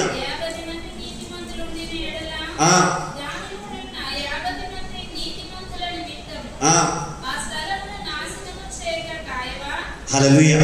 చూడు, ఈ రీతిగా ప్రార్థన చేస్తున్నాడు. ఇక్కడ అబ్రహాము యొక్క ప్రార్థన చూడు ఎలా ఉందో. ఇక్కడ ఆ వ్యక్తి ఒక వ్యక్తి కోసం ప్రార్థన చేయట్లా, ఆ పట్టణం గురించి, ఆ స్థలం గురించి మాట్లాడుతున్నాడు. ఇక్కడ లోతు ఆ పట్టణంలో లోతు కోసం చేయొచ్చు, తన సహోదరు కుమారుడు అక్కడ ఉన్నాడు, కానీ ఆ పట్టణం గురించి ప్రార్థన చేస్తున్నాడు, ఆ స్థలం గురించి ప్రార్థన చేస్తున్నాడు. ఇంకా అక్కడ 50 మంది నీతిమంతులు ఉంటే ఆ నీతిమంతులతో పాటు దుష్టుల్ని, లేదా దుష్టులతో పాటు నీతిమంతులు నాశనం చేయదువా అని చెప్పని అడుగుతుంటే లేదన్నాడు దేవుడు. 50 మంది నీతిమంతులు ఉంటే ఆ పట్టణం నాశనం చేయనట్టు. ఇంకా కొద్దిగా అడుగు ముందుకు వేసి అదే పట్టణంలో 45 మంది ఉంటే నాశనం చేస్తామంటే చేయనాడు. లెక్క మరి కొద్దిగా ముందుకు వెళ్ళిన తర్వాత 30 మంది ఉంటే ఇక్కడ పట్టణ నాశనం చేయనండి. ఇక్కడ తర్వాత 25 మంది, తర్వాత 10 మందికి వచ్చాడు. ఇక్కడ లాస్ట్కి దేవుడు మాట్లాడకుండా వెళ్ళిపోయినాడు. ఇక్కడ అబ్రహాం యొక్క ప్రార్థన జ్ఞాపం చేసుకొని సొదొమ యొక్క పట్టణంలో ఉన్న లోతుని కుటుంబాన్ని దేవుడు కాపాడాడు. హల్లెలూయా, హల్లెలూయా.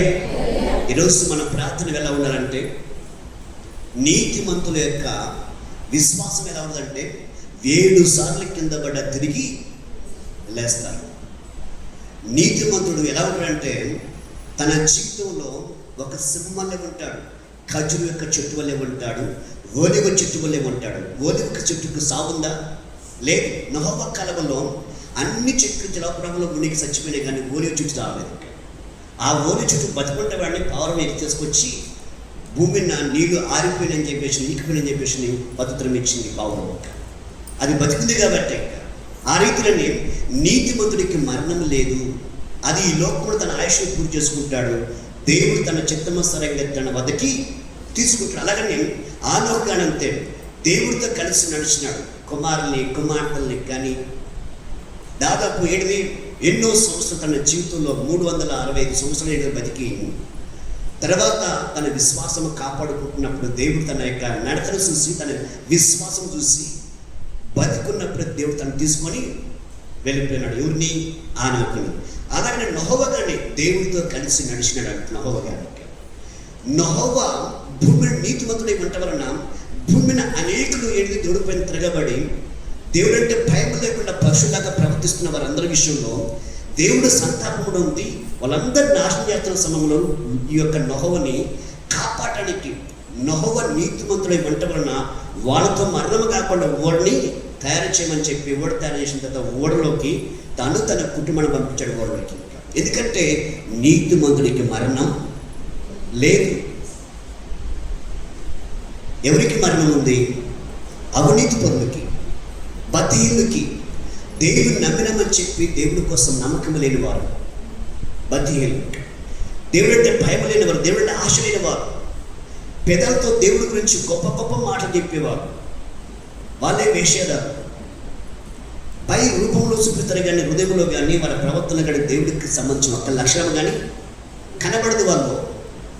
మరి ఇటువంటి వారి గురించి దేవుడు మనం చూస్తున్న నోవహు కాలంలో ఎంతోమంది జలప్రవాహం నశించినారు. ఇంకా తిరిగి ఆనోహు కాలంలో కానీ అలానే జరిగింది. ఇంకా అలాగనే అబ్రహాము కాలం వచ్చడానికి దేవుడు ఎంతో మందిని అబ్రహాము చేత దుష్టునితో యుద్ధం చేయడం జరిగింది. అబ్రహాం ఇది మనం చూసుకుంటే బైబిల్లో ఎన్నో నిర్ధారణలు మనకి కనబడుతున్నాయి. దేవుడి యొక్క జీవితంలో నడిచే వారి జీవితాలలో దేవుడు జయ జీవితము ఇచ్చిన వారికి, దేవుడు ఇచ్చిన మాట ప్రకారంగా వారికి ఏమైతే అడిగినారో దేవుడి దగ్గర, ఏమైతే దేవుడు ఇస్తానని చెప్పాడో అది ఖచ్చితంగా ఇచ్చినాడు.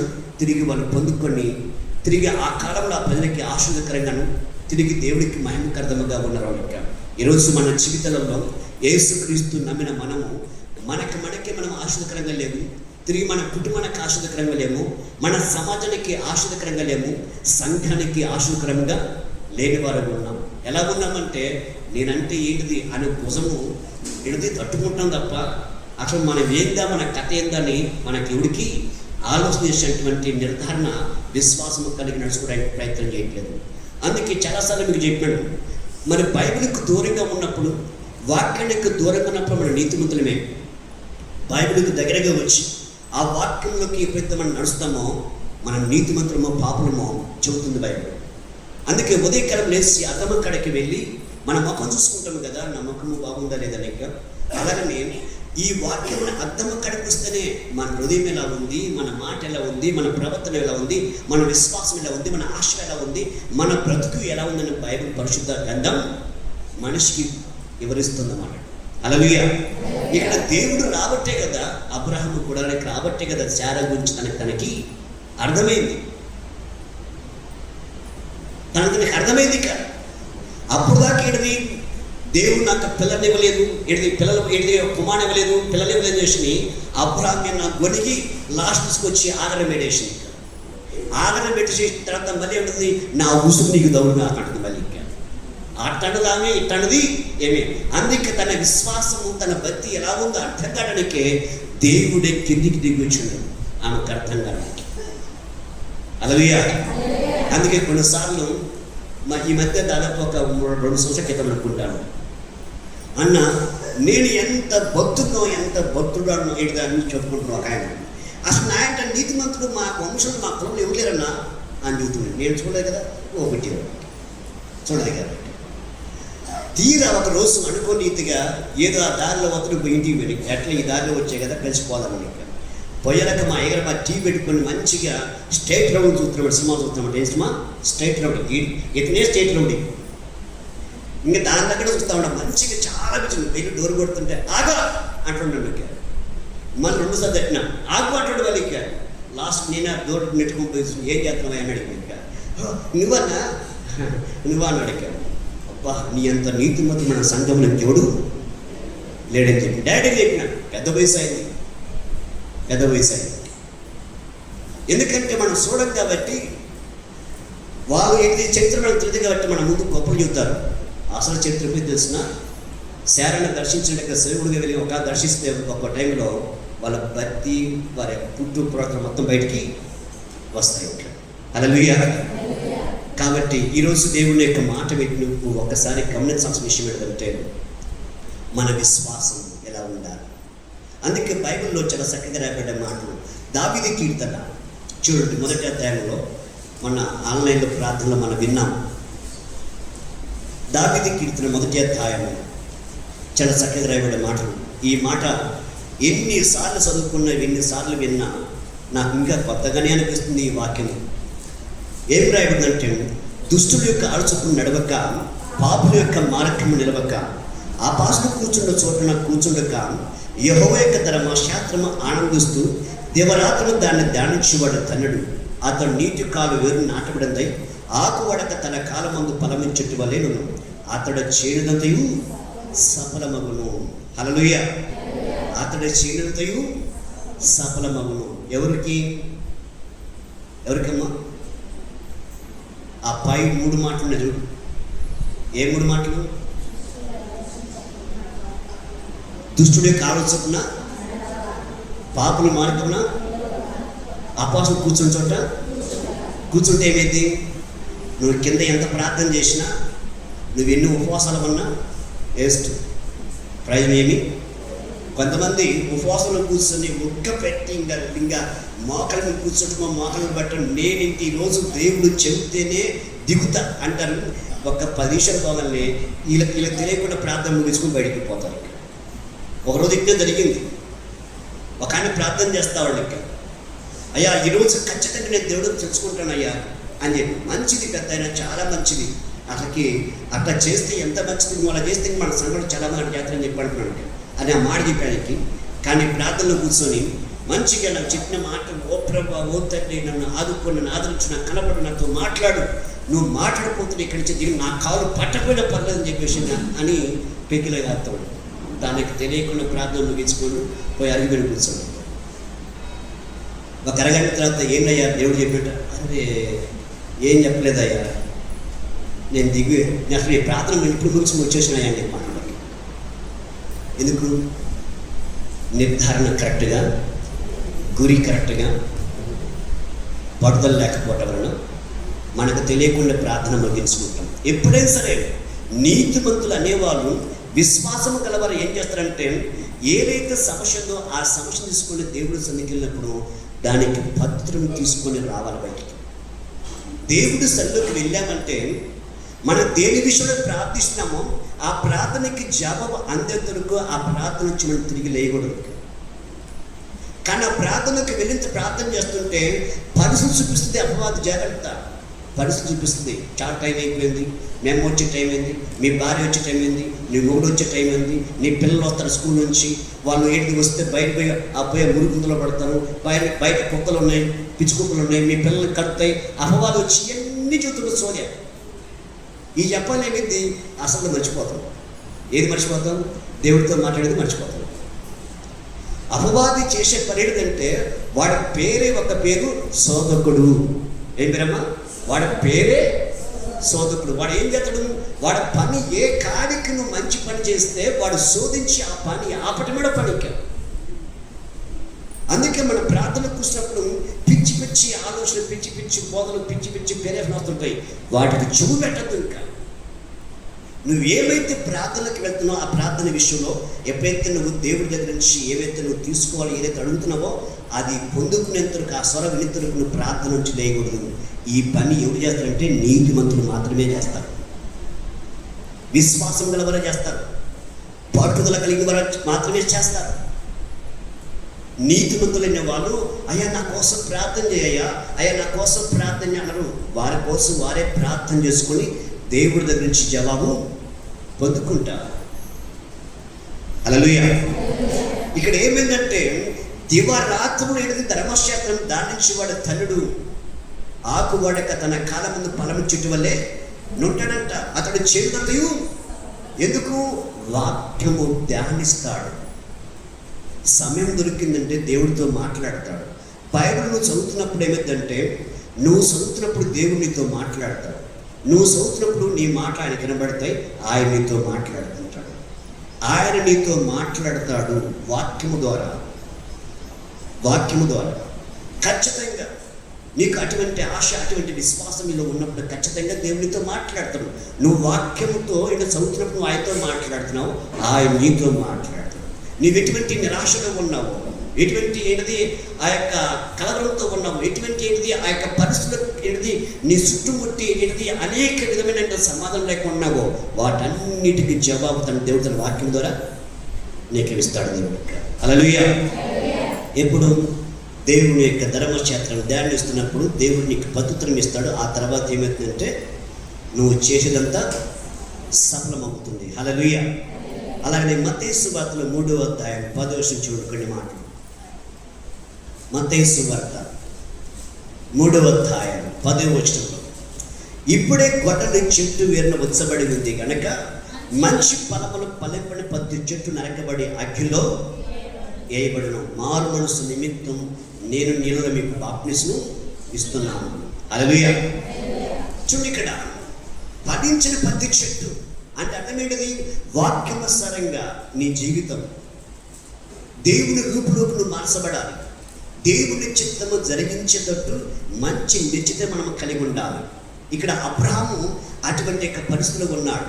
అందుకే అబ్రహాము యొక్క హృదయమును తన ఆలోచన జరిగిన దేవుడు ఎందుకు సొదొమ యొక్క పట్టణం గురించి చెప్పంటే అబ్రహాము అటువంటి మంచి వాటి విషయంలో దేవుని యొక్క ఆలోచన కలిగి ఉన్నాడని, తనకు మరుగు చేయకుండా ఏది ఉండకూడదని అబ్రహాముకు చెప్పడం జరిగింది. ఇంకా నువ్వు నీ కుటుంబ విషయంలో నువ్వు ప్రార్థిస్తున్నప్పుడు, లేకపోతే నీ వ్యక్తిగతంగా వాక్యానుసారంగా జీవిస్తున్నప్పుడు నీ ఇంట్లో ఎంతమంది ఉన్నారో వాళ్ళ గురించి ఖచ్చితంగా దేవుడు నీకు చెబుతాడు. అబ్రహాముకు చెప్పిన దేవుడు నీకు చెప్పడా?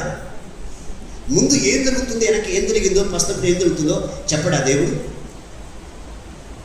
ఆయన నువ్వు నశించకూడదని నిన్ను ప్రేమించి నీ కోసం ప్రారంభించి ఆయన బిడ్డగా నేను అంగీకరించిన దేవుడు నువ్వు ముందు కష్టాలు పడకూడదని, శ్రమలు పడకూడదని, అపవాది చేతులు పడకూడదని దేవుని ఉద్దేశం.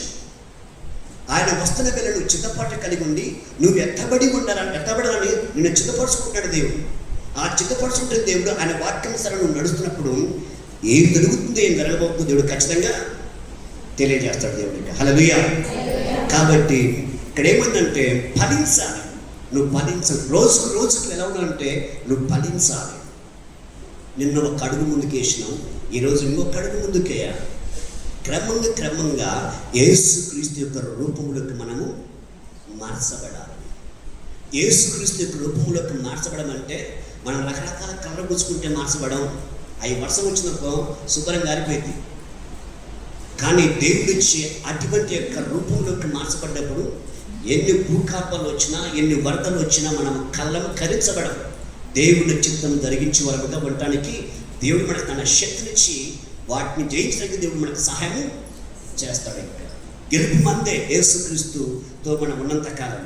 యేసుక్రీస్తుతో మనం ఎప్పుడైతే ఆయనకు దూరం అవుతామో ఖచ్చితంగా మనము ఆయన గురించి మనం తొలగినప్పుడు అపవాదికి చోటు అవుతుంది. చూద్దాం, యాకోబు పత్రిక 4వ అధ్యాయం మొదటి నుంచి. యాకోబు పత్రిక 4వ అధ్యాయం మొదటి నుంచి. మీలో యుద్ధములను పోరాటములను దేని నుండి కలుగుతున్నాయి? మీ అవయవంలో పోరాడ భోగించడం పెట్టే కదా మీరు ఆశిస్తున్నారు కానీ మీకు దొరకట్లేదు. నహత్య చేయదు, మతలపడదు, సంపాదించుకోలేము, పోట్లాడదు, యుద్ధం చేతులు కానీ దేవుని అడగనన్నా మీకు ఏమి దొరకదు. మీరు అడిగినను మీ భోగముల నిమిత్తం వినియోగించినప్పుడు దురుద్దేశంతో అడుగు కనుక మీకు ఏమీ దొరకలేదు. ఏ విషయాలలో ఈ లోక స్నేహము దేవుడితో వైరమని మీరు ఎరగరా? కాబట్టి ఎవరి లోకంతో స్నేహం చేయవనో వాడు దేవునికి శత్రువు. చాలా ఇక్కడ దేవుని యొక్క వాక్యం ఉంటుంది. నీకు అనేక శ్రమలు, అనేక కష్టాలు కుటుంబంలో వస్తున్నాయి. వాటన్నిటిలోంచి నువ్వు విడుదల పొందాలి, జయించాలి. లేదా వాటన్నిటిలోంచి దేవుడు నీకు తన బలం ఇవ్వాలి, లేదా తన శక్తిని ఇవ్వాలి, లేదా దేవుడు తన వాకుని ఇవ్వాలి, నిన్ను ముందు నడిపించాలంటే. కానీ నువ్వు చేసే ప్రార్థన ఎలా ఉండాలి? ఇందాక ముందు చెప్పినా కదా, నువ్వేమైతే దేవుడి సన్నిధికి తీసుకోవద్దు శ్రమని లేదా పరిస్థితిని, ఆ పరిస్థితి లేక ఆ శ్రమ లేక ఏదైతే దేవుడి గురించి ప్రభు ఏంటిది నా పరిస్థితి అని తెలుసుకోవడానికి వస్తున్నావా? నీ మనస్సును లేకపోతే నీ హృదయమును, నీ ఆశను, నీ నమ్మకమును, నీ పట్టుదల ఎలా ఉండాలంటే వాక్యానికి ముడిపడి ఉండాలి. వాక్యానికి ముడిపడి ఉండాలి. ఆ వాక్యమందు నిలిచి ఉండి ఎప్పుడైతే నువ్వు ప్రార్థన చేస్తావో అప్పుడు నువ్వు దేవుడి దగ్గర నుంచి పవిత్రము చూస్తావు. హల్లెలూయా.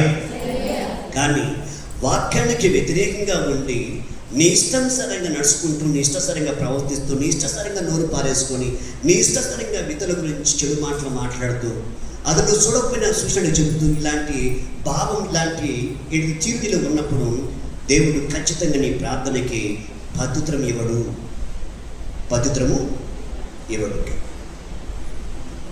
ఆలోచించి ఇక్కడ ఏమంటున్నంటే, ఈ లోకముతో స్నేహం ఎవడైతే చేస్తాడో వాడు నాకు విరోధి, నాకు శత్రువు. నాకు అతనికి ఇటువంటి సంబంధం, శత్రువుకి ఏమైనా సంబంధం అయిందా? పెట్టుకుంటామా? ఇప్పుడు పోయి శత్రువుతో ఎప్పుడు మనమే పెట్టుకోం కదా. ఆలోచించి కాబట్టి ఈ రీతిగా అలాగే మనం ఇంకా ముందుకు వెళ్తే మత్తయి సువార్తలో, మత్తయి సువార్త 7వ అధ్యాయం చాలా చక్కగా రాబడ్డ మాటలు. ఎన్నోసార్లు ఈ యొక్క మాటలు మీకు వివరించి ఉన్నాను. చూడండి 16వ వచనం కాంచి, వారి ఫలం వలన మీరు వారిని తెలుసుకుందరు. ముళ్ళ పొదలు ద్రాక్ష పండ్లైన పల్లెల చెట్లను అంజూరు పండ్లను కొయ్యరా. అలాగనే ప్రతి మంచి చెట్టును మంచి ఫలములు ఫలించును, పనికిమాలిన చెట్టును కాని ఫలం ఫలించును. మంచి చెట్టు కాని ఫలములు ఫలింపనేరదు, పనికిమాలిన చెట్టును మంచి ఫలములు ఫలింపనేరదు. మంచి ఫలములు ఫలింపని ప్రతి చెట్టును నరకబడి అగ్ని వేయబడును. కాబట్టి మీరు వారి ఫలమున వారిని తెలుసుకుందరు. ప్రభా ప్రభాని నన్ను పిలుసు ప్రతివాడు పరలోక రాజ్యంలో ప్రవేశింపడు కానీ పరలోకమందున్న నా తండ్రి చిత్త ప్రకారమే చేయవాడే ప్రవేశించెను. హల్లెలూయా, హల్లెలూయా. నీ మాటల్లో మార్పు ఉండాలి, నీ ప్రవర్తనలో మార్పు ఉండాలి. అన్ని విధాలుగా వాక్యానికి అనుగుణంగా దేవుని యొక్క ఏదైతే ఆలోచన తన చిత్తమవుతుందో ఆ ప్రకారం ఎప్పుడైతే నడుచుకుంటామో పరలోక రాజ్యానికి మనకి వెళ్ళడానికి వీలవుతుంది. కానీ పరలోక రాజ్యం వెళ్ళాలంటే నీ ముందు మొట్టమొదటి ఇక్కడ నువ్వు ఫలించే స్థితిలో ఉండాలి. వాక్యానికి ఆధారమైన విశ్వాసము కానీ, వాక్యము సరళ యొక్క నడబడి కానీ, పద్ధతులు కానీ, ఎటువంటి శ్రమ వచ్చి ఎటువంటి కష్టం ఎటువంటి పరిస్థితి వచ్చినా దేవుడి నిలబడి ఆయన దగ్గర నువ్వు పొందుకొని ఆ యొక్క ఏదైతే శ్రమలున్నాయో వాటన్నిటి నుంచి విడిపించబడడానికి దేవుడు సహాయం తీసుకుని అడుగులు ముందుకిస్తే ఆ ప్రకారంగా ఆటోమేటిక్గా ఏమైందంటే నా దేవుడు నాతో ఉండగా నాకు భయం ఏమి ఎందుకు? ఆల్రెడీ నేర్చుకుని ఉన్నావు, ఆల్రెడీ ఎన్నో కార్యములు చూసినావు, ఆల్రెడీ ఎన్నో అద్భుతములు చూసినాం, ఎన్నో ఆపద నుంచి దేవుడిని దాటించడం చూసినాం. ఆ నేర్పరి ఆ యొక్క అనుభవం నీకుంది కాబట్టి ఆ ప్రకారంగా ఏ శ్రమ వచ్చినా ఏ కష్టం వచ్చినా ప్రార్థనతోనే మనము పవిత్రము చూడాలి దేవుడి దగ్గర నుంచి. హల్లెలూయా. కాబట్టి ఈ రీతిలో నీ జీవితాన్ని ఒకసారి నువ్వు పరిశీలించాలి. అలాగే యోహాను సువార్త 15వ అధ్యాయంలో, యోహాను సువార్త 15వ అధ్యాయం మొదటి నుంచి, నేను నిజమైన ద్రాక్షవల్లిని, నా తండ్రి వ్యవసాయకుడు, నాలో పలిపిన ప్రతి తీగను ఆయన తీసి పారవేను, ఫలించి ప్రతి తీగ మరి ఎక్కువగా ఫలింపవలని దానిని పనికిరాని తీగను తీసివేను. నేను మీతో చెప్పిన మాటను బట్టి మీరు ఇప్పుడు పవిత్రులై ఉన్నారు. హల్లెలూయా. దీన్ని బట్టి యేసుక్రీస్తు ఏం చెబుతున్నాడు? ఆయన చెప్పిన మాటలే బైబిల్లో ఉన్నాయి, బైబిల్లో మాటలు ఆయన పలికాడు. పాత నిబంధనలో ఉన్న మాటలనే యేసుక్రీస్తు కొత్త నిబంధనలు ఇచ్చిన ఉపమానం రీతిగా కొత్తగా ఏం చెప్పలేనా. పాత నిబంధనలో ఆది కాండానికి 5 కాండాలలో కానీ తిరిగి ప్రవక్తల చేత రాయించిన యొక్క వాక్యంలో కానీ ఏమైతే ఉందో అదే యేసుక్రీస్తు కొత్త నిబంధనలో ఉపమానం రీతిగా మాట్లాడాలని ఉపమానరీతిగా అందించాడు. ఆ ఉపమానరీతిగా అందించిన మాటలే ఎవరైతే నా మాట వింటారో, ఎవరైతే నా మాట నిక్షింటారో, ఎవరైతే నన్ను ఇంటికి పెట్టి నడుచుకుంటారో వారు మరి ఎక్కువ ఫలించడానికి వీలైతుంది. ఇప్పుడు ఈ మాటలు పెట్టి మీరు పవిత్రులై ఉన్నారు అని చెప్తున్నాడు యేసు ప్రభువు. దేవుని యొక్క మాటలు పెట్టి ఎప్పుడైతే మనం నిలిచి ఉంటామో, ఆ మాటలు కలిగి మనం బతుకుతామో మనం పవిత్రులమై ఉన్నాం. ఫలించడానికి వీలైతుంది. ఇక్కడ ఎందుకు ఫలించలేకపోతున్నాం? నువ్వు నిలబడటానికే కష్టమవుతుంది. కనీసము ఇన్ని సంవత్సరాల యేసు ప్రభు సన్నిధికి వస్తున్నావు, ఎన్నో కార్యాలు, ఎన్నో అద్భుతాలు, ఎన్నో మహత్కారాలు చూసినావు నీ జీవితంలో వచ్చి. కనీసం నువ్వు సరిగా వాక్యం సరిగా ఉన్నావా? సరే, నువ్వు ఉన్నా కానీ తిరిగి నీ ద్వారా ఎవరైనా రక్షణలోకి వచ్చినారా? కానీ కాకపోతే నీ పేరు పెట్టుకొని చూసుకోవడం తప్ప నువ్వు చెప్పిన వారు ఎవరైనా రక్షణ వచ్చారా? నువ్వు చెప్పిన వారు, నువ్వు చెబుతుంటే విని నమ్మి వచ్చి దేవుని నమ్ముకున్న వారు ఉన్నారా? ఎవరో నీ కాడికి వస్తే ఆమె పలానా చర్చి కాడికి పోయింది, పలానా పాస్టర్ గారు ఏంటి ప్రార్థన చేసి తగ్గింది అని నీ కాడికి వచ్చి నీకు పరిచయం ఉంది కాబట్టి మాట్లాడుతుంటే వాళ్ళని తీసుకొచ్చిన తప్ప నువ్వు చెబుతుంటే మారిన వాళ్ళు ఎవరు ఉన్నారా? కారణం నువ్వేం మారలేదు, నువ్వేం చెబుతూ వాళ్ళకి. నువ్వు చిన్నపాటలు లేవు కదా. కాబట్టి ఈ రీతిలో ఒకసారి నీ జీవితాన్ని పరిశీలించుకోవడం దేవుని యొక్క వాక్యం. ఇక్కడ మనం ఆది కాండములో మనం ఎందుకు అక్కడికి వచ్చి ఆగినామంటే, శారా విషయంలో దాదాపు అబ్రహాము ఇబ్బంది పడ్డాడు. అబ్రహాము తన భార్య మాట విన్నందుకు నష్టపోయిన తర్వాత ఆ నష్టపోయిన యొక్క విధానం దుఃఖంలో ఇస్మాయిల్ విషయంలో ఏంటది దేవుడి దగ్గరికి వచ్చాడు. ఇంకా అయ్యా నిన్ను ఏం చేయాలని అబ్రహాము అడిగితే, నీ భార్య మొట్టమొదటి చెప్పినప్పుడు నా కాడకు నువ్వు రాలేదు, రెండోసారి నీ భార్య ఆదర కుమారు బయటికి వెళ్ళగొట్టమంటూ నా కాడకు వచ్చినావు, నీ భార్య చెప్పిన మాటే వినని చెప్పాడు. అందుకని మళ్ళీ సమస్యలో పడతాడని చెప్పని ఎట్లేదు నీ భార్య అంటే ఇష్టం కాబట్టి ఖచ్చితంగా ఏదో ఒక రీతిగా ఏంటో చిక్కులు పడతాడని దేవుడి కిందికి దిగి వచ్చి శారాన్ని పరిశీలించడం. ఆ బ్రహ్మగానే అర్థమైంది. అక్కడ ఒక్కసారి జరిగిన తర్వాత మళ్ళీ ఎప్పుడు జరగడానికి నష్టం కాదు. ఆలోచించి దేవుని యొక్క మాటల విజ్ఞానం.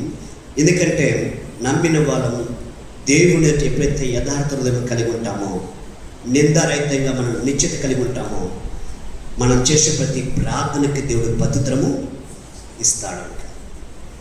అడగటం చేతగట్లేదు, అందుకే పొందుకోలేకపోతున్నాం. అడగడం ఎందుకు చేతగట్లేదంటే దేవుడి కోసం నిలబడటం చేతగట్లేదు, అందుకే అడగలేకపోతున్నాం. నువ్వు దేవుడి కోసం నిలబడితే అడగడానికి ఖచ్చితంగా పోయి అడుగుతావు. ప్రభువా, నేను నిన్ను నమ్మి ఉన్నాను, నువ్వే నా దేవుడు కదా, నువ్వు తప్ప నాకు దేవుడు లేడు, నాకు తెలిసిన దాంట్లో నాకు అర్థమైన దాంట్లో నీ కోసం నమ్మకంగా బ్రతుకుతున్నాను. నాకు శ్రమ వచ్చింది, కష్టం వచ్చింది, అపనిందలు వచ్చినాయి, దూషింపబడుతున్నాను, తల ఎత్తుకోలేకపోతున్నాను, కుటుంబంలో చాలా పరిస్థితులు ఉన్నాయి, ఆర్థిక పరిస్థితులు, నా పిల్లలు నా మాట ఇంటలేదు, నా భార్య నా మాట ఇంటలేదు, నా భర్త నా మాట ఇంటలేదు. ప్రభా, నేను ప్రార్థిస్తున్నాను, నా ప్రార్థనకి నువ్వు సహాయపడు. నా కుటుంబంలో మార్పు తెచ్చి, నా బిడ్డలో మార్పు తెచ్చి అని వేడుస్తూ ప్రార్థన చేస్తుంటే, ఖచ్చితంగా హృదయపూర్వకంగా ఇష్టంగా నువ్వు ప్రార్థన చేస్తే నీ ప్రార్థనకి నువ్వు ప్రార్థన నుంచి లేచి బయటికి అట్లా అడుగుపెట్టేంత వరకు ఆ సమరణ దేవుని పుత్రము ఇచ్చేస్తాడు. హల్లెలూయా, హల్లెలూయా. కాబట్టి ఈ రీతిలో చాలా జాగ్రత్త. చిన్న అబ్బాయి గురించి, చిన్నతనంలో దాదాపు 8-9 సంవత్సరాల వయసులో చాలా అయినది ఆటకేతనంగా ఉండి అటు పరిగెత్తు ఇటు పరిగెత్తు. ఇది మన దగ్గర ఉన్న ఈ దానిలాగా ఉండడం అన్నమాట. మా చిన్న కొడుకు ఎనోషన్ అబ్బాయి. ఈ సత్యలమ్మ బయటికి వెళ్ళినప్పుడు ఆ బస్సు అటు ఇటు వెళ్తున్నప్పుడు, ఆ బస్సు అటు వెళ్తున్నప్పుడు ఇటు వెళ్తున్న బస్సు పరిగెత్తున్నాడు. వచ్చి నాకు వచ్చి చెబుతుంది, అయ్యా చిన్నబ్బాయి పిచ్చులాగా ఆ బస్సు అటు ఇటు పరిగెత్తున్నాడు అని చెప్పంటే ఏమంటే కళ్ళం నిలబడ్డాయి. ఇంకా అరే బయట ఇలా తిరుగుతుందని చెప్పాను. ప్రార్థన చేయడం మొదలుపెట్టాడు. ప్రార్థన చేసి ఒకటే మాట చెప్పిన దేవుడికి, నేను అడగలేదు పిల్లలని, పెళ్ళి కావాలి భార్య కావాలి, భార్యను అడగలేదు, పిల్లలు అడగలేదు. అన్నీ నువ్వే నాకు ఇచ్చినావు, నువ్వు ఇచ్చిన మాట ప్రకారం నేను వస్తాను. నువ్వు ఇచ్చినావు కాబట్టి ఆ పిల్లల గురించి నీవే తీసుకు, నేను తీసుకుంటే ఎవరు మారు. నేను చెప్పిన వాళ్ళకి అర్థం కావచ్చు, అర్థం కాకపోవచ్చు. ప్రార్థిస్తున్నాను, నేను నీ పని చేస్తున్నాను. మనిషిగా చేయాల్సిన కర్తవ్యం పిల్లలకి భార్యకి ఏం చేయాలో ఆ కర్తవ్యం జరిగిస్తున్నాను. తర్వాత రెండో పని నువ్వు చేయాలి అని ప్రార్థించాను. దేవుడు ఆటోమేటిక్గా పరిస్థితులు మారిపోయినాయి. ఈరోజు వాడే మాకు ఉపయోగపడుతున్నాడు మంచిగా అన్ని విధాలుగా. హల్లెలూయా. వాడే ఉపయోగపడుతున్నాడు. ఇంకా కారు కొన్నాను, డ్రైవింగ్ రాదు, కారు కొన్నాను, కానీ డ్రైవింగ్ చేసేవాడు లేడు. ఇక్కడ తిరిగి కారు ఇంటికి వచ్చి నాకు వాడే డ్రైవింగ్ చేశాడు. ఒకసారి ఏమో టాటా దొరండి మన చిచ్చి కట్ల కోసం, అది మన రమేష్ ఏం కదా ఎక్కైనా ఆ ఎక్కించినట్టు మన రమేష్ ఎక్కించి ఇట్లా గేర్ ఇట్లా ఏం చెప్పంటే వాడు పెద్ద లోడుని ఆ చాలలోకి వచ్చి రోడ్డు ఎక్కించాడు. అదే ఇంకా ఒక్కసారే ఆ రోడ్డు ఎక్కిన తర్వాత రమేష్ దొరుకువచ్చాడు. అదొక్కటి వాడికి ఏంటిదా ఆ ఉంది ఆగోనాక కారు కొనిన తర్వాత తోలుతాడు, కారు మంచి తోలుతున్నాడు. ఇక్కడ నేను ఎక్కిపోతున్నాను. ఇక్కడ నేను కారు నేర్పించలేదు కదా, ఎట్లా నేర్చుకో ఏది ఎక్కడ అంటే రమేష్ అంకులు ఒకసారి తాట పట్టుకున్నాడు, చాలా బీజం దాటి అని చెప్పి ఎక్కినా అని చెప్పాడు. మొన్న టిఫ్లో గుడెలకు పోవాలి, చర్చి గుడెలకు పోవాలి. మన వాళ్ళు అప్పుడు మన డ్రైవింగ్ చేసే బాబు ఏంటిది వేరే ఏదో పని బాగా చాలా బిజీగా అనమాట. నేను పిలవలేకపోయాను. ఇంకా ఏం చేయాలని చెప్పినప్పుడు రై పోదప్ప అని చెప్పాను. డాడీ అది అడిగి డాడీ అన్నాడు. నేను పక్కనే ఉంటాను, నువ్వు దూరిపో అని చెప్పాను. ఇక్కడ ఏంటిది ఈ నల్లమల్ల దూరణాల నుంచి తిరిగి ఆ ప్రక్క ఏంటిది మన్ననూరు అచ్చంపేట ఆ ప్రాంతంలోకి మొత్తం ఆ టర్నింగ్లో గేటు దిగుతూ ఎక్కుతూ కొండ దిగుతూ ఆ టర్నింగ్లో కారు తిరిగి 60, 70, 80 దాటకుండా కారు ముందుకు వచ్చాడు. పోయినాము గుడిలోకి వెళ్ళిన సేవ చూసుకుని మనం తిరిగి అదే దాటి వచ్చాడు. ఎట్లుందిరా అంటే డాడీ ఫస్ట్ కొద్దిగా భయం అనిపించింది, తర్వాత టర్నింగ్ దిగుతుంటే చిన్న పిల్లలు తప్పున్నప్పుడు దోతుంటే కారుని అటు దొరుకుతున్నట్టు డాడీ అని చెప్పారు. హల్లెలూయా. ఒకప్పుడు బసపటి పరిగెత్తిన వాడు ఈరోజు సేవలో ఉపయోగపడుతున్నాడు. తిరిగి కీబోర్డు పెద్దోడు నేర్చుకోమని, ఫ్లాటీ నేర్చుకోమని ఇద్దరిని ట్రైనింగ్ చదవడం టైంలో పంపిస్తే పెద్దోడు ఏంటిది అవన్నీ అక్షరాలు నేర్చుకుంటే అయిపోయిన తర్వాత నాకు ఇది రావట్లేదు, నా వల్లగా అని చెప్పాడు. వాడు పక్కకి పెట్టాడు. వీడు మాత్రం మొత్తం నేర్చుకుని మళ్ళీ కీబోర్డ్ మీద అన్ని కొట్టలేదు, వచ్చి 3 పాటలు కీబోర్డ్ వాయిస్తున్నాడు. ఎక్కడ నేర్చుకున్నట్టే అన్నకాన్ని నేర్చుకుంటూ చూసినా నేర్చుకుంటానే అది నాకు వచ్చిందని చెప్పాడు. ప్రార్థనకి పద్ధతులు, ప్రార్థనకి జవాబు. మన ప్రార్థన దేవుడు వినేవాడని నువ్వు నమ్మి ప్రార్థిస్తే చాలు, సందేహం లేకుండా నమ్మితే చాలు. దేవుడు నా ప్రార్థన వింటున్నాడు, నా ప్రార్థనకి పత్రం ఇస్తాడు అని ప్రార్థించు. ప్రార్థించిన తర్వాత ఎదురుచుడు నమ్ము, దేవుడి కార్యాలు జరిగిస్తాడు. హల్లెలూయా. అది ఎటువంటి పరిస్థితి అయినా సరే, అది ఎటువంటి స్థితి అయినా సరే దేవునికి అసాధ్యమైనది ఏది లేదని నీకు తెలియజేస్తాడు. కాబట్టి ఈ యొక్క మధ్యాహ్న కాలమున జీవితాన్ని శర విషయంలో అపనమ్మకమున్న, తన పైన తనకి నమ్మకం లేకపోయినా, తన పరిస్థితి వైపు తన మనసు పెట్టి దేవుడిపైన ఆయన చెప్పిన మాటపై నమ్మకం పెట్టకపోయినా కానీ దేవుడు ఇచ్చిన మాట జరిగించిన అబ్రహాము చేత. అబ్రహాము ద్వారా చాలా గర్భం ధరించింది. చాలా గర్భము ధరించకమునిపే పేరు చెప్పినాడు, అబ్రహాం నీ కుమారుడికి ఇస్సాకు పేరు పెడతా. ఇంకా లేదు ఇక్కడ ఆమెకు నమ్మకం కావడానికి ఎన్ని చెప్పుకుంటున్నాయన, అయినా నమ్మదామా. ఇన్ని గుర్తులు, ఇన్ని ఏడు హామీలు ఇచ్చి, ఇంత సరిహద్దులు ఏడు ఉంచి, అదులు వేసి, విశాలపరిచి, అంతగా గొప్ప కార్యాలు చేస్తున్నాం. కానీ శారాకి నమ్మకం ఉన్నటువంటి పరిస్థితి వైపు చూసిందా? అందుకే ఈరోజు శారలాగా నువ్వు ఉన్నావా? శారలాగా నువ్వు ఉన్నాడు. నువ్వు పైకెత్తారు, చేతి పైకెత్తారు. నేను కానీ ఒక శార అని. శార అంటే ఆమె సంతాన విషయంలో మీకు చాలా సమస్యలు ఉంటాయి కదా. అప్పులన్నో, కుటుంబాలన్నో, భర్త మరట్లేదనో, భార్య మరట్లేదనో, లేదా కోడలు తంతుందనో, కోడలు ఏంటి పోబెట్టలేదనో, బయట నెట్టేస్తుందనో, ఎన్నో సమస్యలు ఉంటాయి కదా నీకు.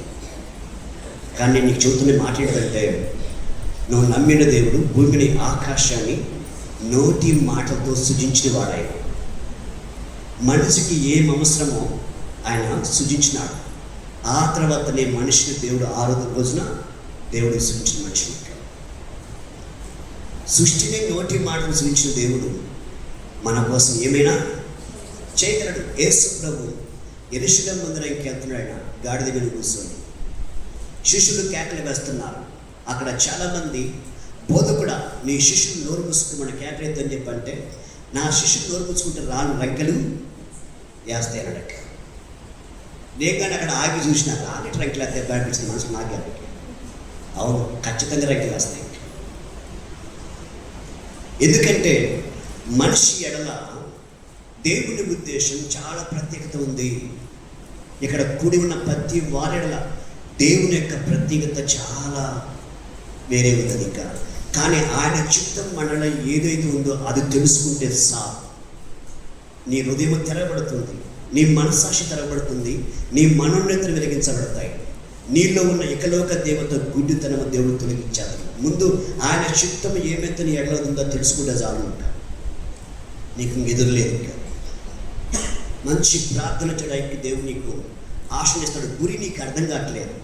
దేవుడిని ముందుంచిన గురి చాలా శ్రేష్టమైనది. నువ్వు ఎప్పుడు తలగా ఉండటానికి దేవుడి ఉద్దేశం. నువ్వు తోకగా ఉండే దేవుడికి ఎంత మాత్రము ఇష్టం లేదు. నువ్వు ఆరోగ్యవంతుడిగా ఉండటమే దేవుడికి ఇష్టం. నువ్వు అనారోగ్యంతో ఉండటం దేవుడికి ఇష్టం లేదు. నువ్వు అప్పులు లేకుండా మంచిగా ఉండటమే దేవుడికి ఇష్టం. నువ్వు అప్పుల్లో ఉండటం ఆయనకి ఇష్టం ఎంత మాత్రము కాదు. నువ్వు పరిశుద్ధ వైపు దేవుడికి ఇష్టం. నువ్వు పాపి వైపు దేవుడికి ఎంత మాత్రము ఇష్టం లేదు ఆయనకి. అటువంటి దేవుడైనా అబ్రహాంతో చెప్పిన మాటలు చూడండి ఎంత అద్భుతమో. అలానే ఒకసారి మనం చూద్దాం, వెనక్కి వెళ్దాం. ఆదికాండం 12వ అధ్యాయం మొదటి నుంచి ఏమంటాడు చూద్దాం. అబ్రహాంతో, యెహోవా నువ్వు లేచి నీ దేశం నుండి, నీ బంధువుల నుండి, నీ తండ్రింటి నుండి బయలుదేరి నేను నీకు చూపించే దేశంలోకి వెళ్ళము. నేను గొప్ప జనముగా చేసి నిన్ను ఆస్వాదించి నీ నామం గొప్ప చేయి.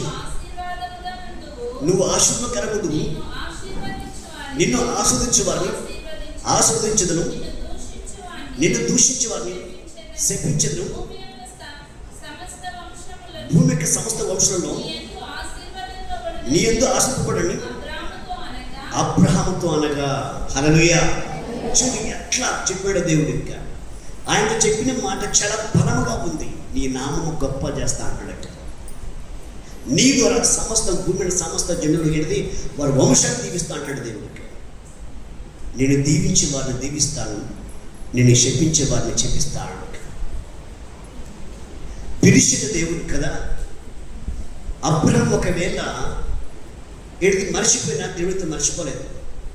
ఒకవేళ అబ్రహాం తన భార్య వాళ్ళ అపనమ్మకం వచ్చినా కానీ దేవుడు అబ్రహామును బలపరుచుకుంటూ తన బలహీనతలోంచి తన జయమిచ్చు తిరిగి తన పలికిన ప్రతి మాట తన జీవితంలో ఏదైతే ఇస్తానో దేశాన్ని తీసుకొచ్చినాడు. ఆ దేశం అనేక పరిస్థితులు మార్పు వచ్చినా దేవుడు ఇచ్చిన యొక్క మాట ప్రకారంగా తన జీవితంలో ఐగుప్తు దేశంకి వెళ్ళినా తిరిగి 4వ తరం తీసుకొచ్చి దేవుడు ఐగుప్తు దేశం నుంచి కానాను దేశం తన ప్రజలకు ఇచ్చినాడు. ఇంకా అబ్రహాముకి ఇచ్చిన మాట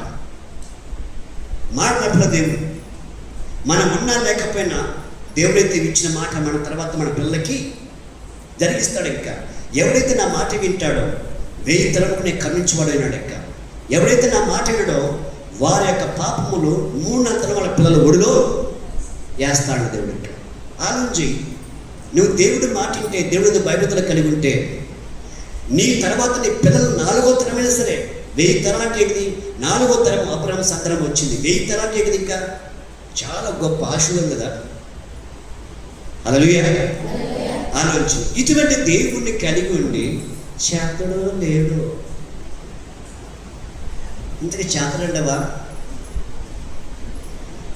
చేతడో లేడు.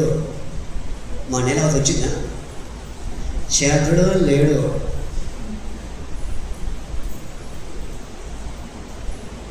ఎందుకు వచ్చిందా సందేహం? లోకం నీలో ఉంది, లోకంలో నువ్వు ఉన్నావు, అందుకే వచ్చిన సందేహం. దేవుడిలో నువ్వు ఉంటే దేవుడు నీలో ఉంటాడు. సందేహం రాని రా. లోకం నీలో ఉంది, లోకంలో నువ్వు ఉన్నావు. దేవుడిలో నువ్వు ఉంటే దేవుడు నీలో ఉంటాడు. ఇంకా అందుకే దేవుడు, మీరు నా తట్టు తిరిగితే నేను మీ తట్టుకి తిరుగుతానట దేవుడు. ఇంకా ఇటువంటి బలమైన యొక్క వాగ్దానాలు మన బైబిల్లో మనం చూస్తుంటే కనబడుతున్నాయి. అందుకే చదువున్న వారు చదవలేనిది బైబిల్, చదువు లేనివాడు చదవగలిగింది బైబిల్. ఇప్పుడు చదువుకున్న వాళ్ళు ఎంతమంది చదువుతారు బైబిల్? చేతి పైకెత్తారు. Praise Lord. హల్లెలూయా. బైబిల్ చదువుతారు. అయితే ఎప్పుడు చదువుతారు మీరు ఈ బైబిల్? ఈ మధ్య ఒక ఆమె ఆదివారం పూటనే వాక్యం వింటున్నానని చెప్పిన ఒక ఆమె బైబిల్ చదవడం మొదలుపెట్టింది. ఫస్ట్ ఏమో తూ తా యా రా ఊ ఆట్ దట్ వాళ్ళ భర్తుండి వే నువ్వు ఆపు, నీ చదువు ఆపు, నాకున్న చదువు పోతుంది, నాకున్న పేరు మర్చిపోతుంది. ఆగా ఎదా తూ తా హూ అంటుందంట. అది 15 రోజులు అట్లా అన్న తర్వాత ఈరోజు బైబిల్ అద్భుతంగా చదువుతుంది, వచ్చిన ప్రశ్నిస్తుంది. అంతే. మన చరిత్రతో మనకి దేవుడు తెలుపుతాడు. ఆ తర్వాత ఆయన గొప్పతనం ఏందో ఆయన మనకి తెలుపుకుంటాడు. తూతా పోయింది. ఏమ్మా తూతా అంటే అన్న దేవుడు ఇచ్చాడు నాకు చదువు అని చెప్పని ఎంతగానో ఆ వాక్యం చదివి ఆ వాక్యం దాడిస్తూ కొన్ని సభ నీ కుటుంబాన్ని బలపరుచుకుంటూ, నీకు సంబంధించిన బలపరుచుకుంటూ, నీ స్నేహితులు నీ బంధుమిత్రులు దేవుడి గురించి పరిచయం చేస్తూ లేఖన ప్రకారంగా దేవుడి గురించి అందిస్తుంటే, ఆ రోజు నతనేయులు పిలుపు అందిస్తుంటే దేవుని యొక్క మంట తన హృదయంలో మండింది అంటాక. అదే కాదు, పిలుపు ఎడిది నతనేయుల ద్వారా దేవుడి గురించి వినిన తర్వాత పిలుపుకే దేవుడు ప్రత్యక్షమైనాడు. పిలుపు వెళ్ళి అయ్యా నాకు లేఖనముల ద్వారా నాకు ఎవరి గురించి చెప్పినవా ఆయనే నజరేయుడైన యేసు నేను కడత చూసినట్టే పిలుపు తీసుకొచ్చి నతనేయులకు దేవుడి గురించి పరిచయం చేసినాడు. హల్లెలూయా. లేఖనాల ద్వారానేమో నతనేయులు పిలుపుకి పరిచయం చేసినాడు. పిలుపేమో యేసు క్రీస్తుని తీసుకొచ్చి పిలుపు నతనేయులకు పరిచయం చేసినాడు. ఎంత గొప్ప అద్భుతం ఇది. ఆ లేఖనం చదువుతుంటే చాలా అద్భుతం కూడా ఇంకా. అందుకే ఈ లోకంలో అన్నిటికంటే బారకట్ట, జిగ్గాట, పులుసుదాం ఇంకేంటిది రకరకాల ఉన్నాయి. ఆ ఆటలో పానపరక, చుట్ట, వీటి అన్నిటికంటే నువ్వు బైబిల్లోకి రా, అద్భుతంగా నీ జీవితంలో ఆనందం చూస్తావు, సంతోషం. నువ్వు ఎన్నడూ చూడని ఆనందం చూస్తావు బైబిల్ చదువుతుంటే. బైబిల్ ఒక్కసారి నువ్వు కూర్చొని చదువుతున్నావంటే ఆ రూఢిలో ఎడిది దేవుని యొక్క ఆలోచనకి వెళ్ళి చదివితే చాలా అద్భుతమైన ఎడిది పరలోక ఆనందం చూడడానికి వీలవుతుంది. అది ఈ లోక ఆనందం కానే కాదు. హల్లెలూయా. ఏ గారి ఫస్ట్లో బైబిల్ని ఆ ఈ ఊ ఏ అం హా అని చదువుతున్నాను. కానీ ప్రార్థన చేసిన అయ్యా ఇది ఎటో పోతుంది, ఈ పదాలు ఒక్కోసారి దారిగా అందుతున్నాయి, నేను నీ పరిశుద్ధ గ్రంథం చదవాలి, బైబిల్లో ఉన్నది ఉన్నట్టుగా నేను అందించాలి ప్రభువా. కథలు అందించద్దు, బుర్రకథ చెప్పొద్దు. నేను నీ వాక్యంలో ఏమవుతుందో ఆ వాక్యాన్ని బట్టి నీ ఆలోచన, ఆ ప్రజల ఎడలో ఏమవుతుందో ఆ ఆలోచన తీసుకుని అందించాలని చెప్పేసి ఎన్నోసార్లు ప్రార్థించినప్పుడు తిరిగి హైదరాబాద్ చర్చిలో 40 రోజులు ఫాస్టింగ్ ఉన్నాను. అక్కడ ఫాస్టింగ్ సరిగ్గా కుదరలేదని చెప్పేసి మళ్ళీ ఇక్కడ వచ్చి మొదలుపెట్టినాను. తిరిగి ఉపవాసం యొక్క ఆరంభంలో ఒక గ్లాస్ మధ్య తీసుకున్నాను. ఉపవాసం 40 రోజులు ముగిస్తున్న టైంలో ఒక గ్లాస్ మధ్య తీసుకున్నాను. ఇంకా మధ్యలో ఏమీ లేదు ఇంకా. ఎందుకంటే బైబిల్ని పట్టుబట్టాడు. బైబిల్ని ఖచ్చితంగా ఈ 40 రోజులు పూర్తి చేయాలి. అట్లా 10 రోజులు ఇబ్బంది పడ్డాను. తర్వాత బైబిల్లో చాలా అద్భుతంగా 40 రోజుల ఉపవాసం బైబిల్ పూర్తి చేశాడు. ఇంకా సంఘం పరిచర్య ఎన్ని పెరుగుతున్నప్పుడు, బాధ్యత పెరుగుతున్నప్పుడు అర్థం కావట్లేదు. నా వయసుకి మించి పనులు ఉన్నాయి, నా జ్ఞానానికి మించి పనులు ఉన్నాయి. దేవుడు అప్పగించి, నమ్మి, ప్రేమించి పనులకు పనులు అప్పగించు. ఎక్కడ ఈ పనులు పడబడుతున్నా, ఎక్కడ ఈ పాడు చేస్తున్నా, ఎక్కడ నేను ఏడది సంఘాన్ని పాడు చేస్తున్న భయంతో తిరిగి హైదరాబాద్ చూస్తే కాశీకి ఏడది కాళేశ్వరికి ఎంత దూరం ఉందో దూరం అంటున్నాడు. మన అటువంటి సమయంలో తిరిగి 100 రోజులు ఫాస్టింగ్ ఉపవాసం మొదలుపెట్టి సంఘం గురించి, సంఘం యొక్క పరిస్థితులన్నిటి గురించి తెలుసుకుంటూ దేవుడు నిర్ధారణ తెలుసుకొని ఆయన అప్పగించిన పనులు ఎక్కడ పాడు కాకుండా సక్రంగా వాక్యం నడిపిస్తూ సంఘాన్ని చిన్నపరుచుకుంటూ రావడానికి దేవుడు నాకు సాయం చేసినట్టు. దేవుడికి ఏ ఒక్కరోజు అలసిపోలేదు, ఏ ఒక్కరోజు నీరసం వచ్చి పడిపోలేదు. 100 రోజులు ఫాస్టింగ్ ఉన్న సంఘం నడిపిస్తున్నా వచ్చినట్టు ప్రతి ఆదివారం, ప్రతి శుక్రవారం, మంగళవారం ప్రార్థన నడితే వచ్చినాడు. బయట కుటుంబ ప్రార్థనకు వెళ్ళి కుటుంబ ప్రార్థన వెళ్తూ వచ్చినాడు. కొన్ని సమయం ఎవరు లేని సమయం ఒక్కళ్ళ మనసుకుంటే పంపించేవాడు. ఎందుకు ఈ మాట చెబుతున్నంటే, నమ్మటం నీ వంతైతే సమస్తం సాధ్యం. నువ్వు నమ్మట్లేదు, అందుకే దేవుని కార్యాలు చూడట్లేదు, అందుకే దేవుని అద్భుతాలు చూడట్లేదు, అందుకే నీ జీవితంలో దేవుడు కోరుకున్న మారు మనసును పొందలేకపోతున్నావు, అందుకే దేవుడు కోరుకున్న ఆ ఫలాలను చూడలేకపోతున్నావు, ఆ పడితలను చూడలేకపోతున్నావు. ఫలము లేని చెట్టు వల్ల మిగిలిపోయినావు, ఫలించలేని చెట్టు వల్ల మిగిలిపోయినావు. అందుకే ఫలింపని ప్రతి చెట్టును ఏమైందంట, చెట్టు గొడ్డలి వేరున వంచబడింది. ఫలింపని ప్రతి చెట్టు నరకబడి అగ్గిలో వేరు. నువ్వు ఫలించకపోతే నీకు వచ్చేది ఏంటంట, నరకమే. హల్లెలూయా, హల్లెలూయా. ఏం చేయకపోతే అమ్మా, నువ్వు ఫలించకపోతే వాక్యానుసారంగా దేవుడి దగ్గర నిందారాయితను కలిగి నీవు నీ కుటుంబానికి ఆశీర్వాదకరంగా, తిరిగి నీ సమాజానికి, సంఘానికి దేవుని చిత్తంలో నువ్వు ఆశీర్వాదకరంగా అనేకుడికి దీవెనకరంగా ఉండకపోతే నువ్వు ఫలించలేడు గుర్తు. మరణం వస్తే నరకం పోతూ జాగ్రత్త, దేవుడు వస్తే ఇడవబడుతూ జాగ్రత్త. సిద్ధపాటు మనం కలిగి ఉండాలి. దేవుడు మన కొరకు అన్నీ సిద్ధపరిచి, మనకి ఏమి అక్కడగా ఉన్నాయో వాటన్నిటి గురించి దేవుడికి బహుతేటగా తెలుసు మనకి ఇవ్వడానికి. కానీ పొందుకోవడానికి మనం సిద్ధముగా లేవు. దేవుడి యొక్క మాటలు దీవించిన దాకా ఆయన ప్రార్థన చేస్తాం. కలగొస్తుంటే ఆరాధనలోకి వెళ్దాం.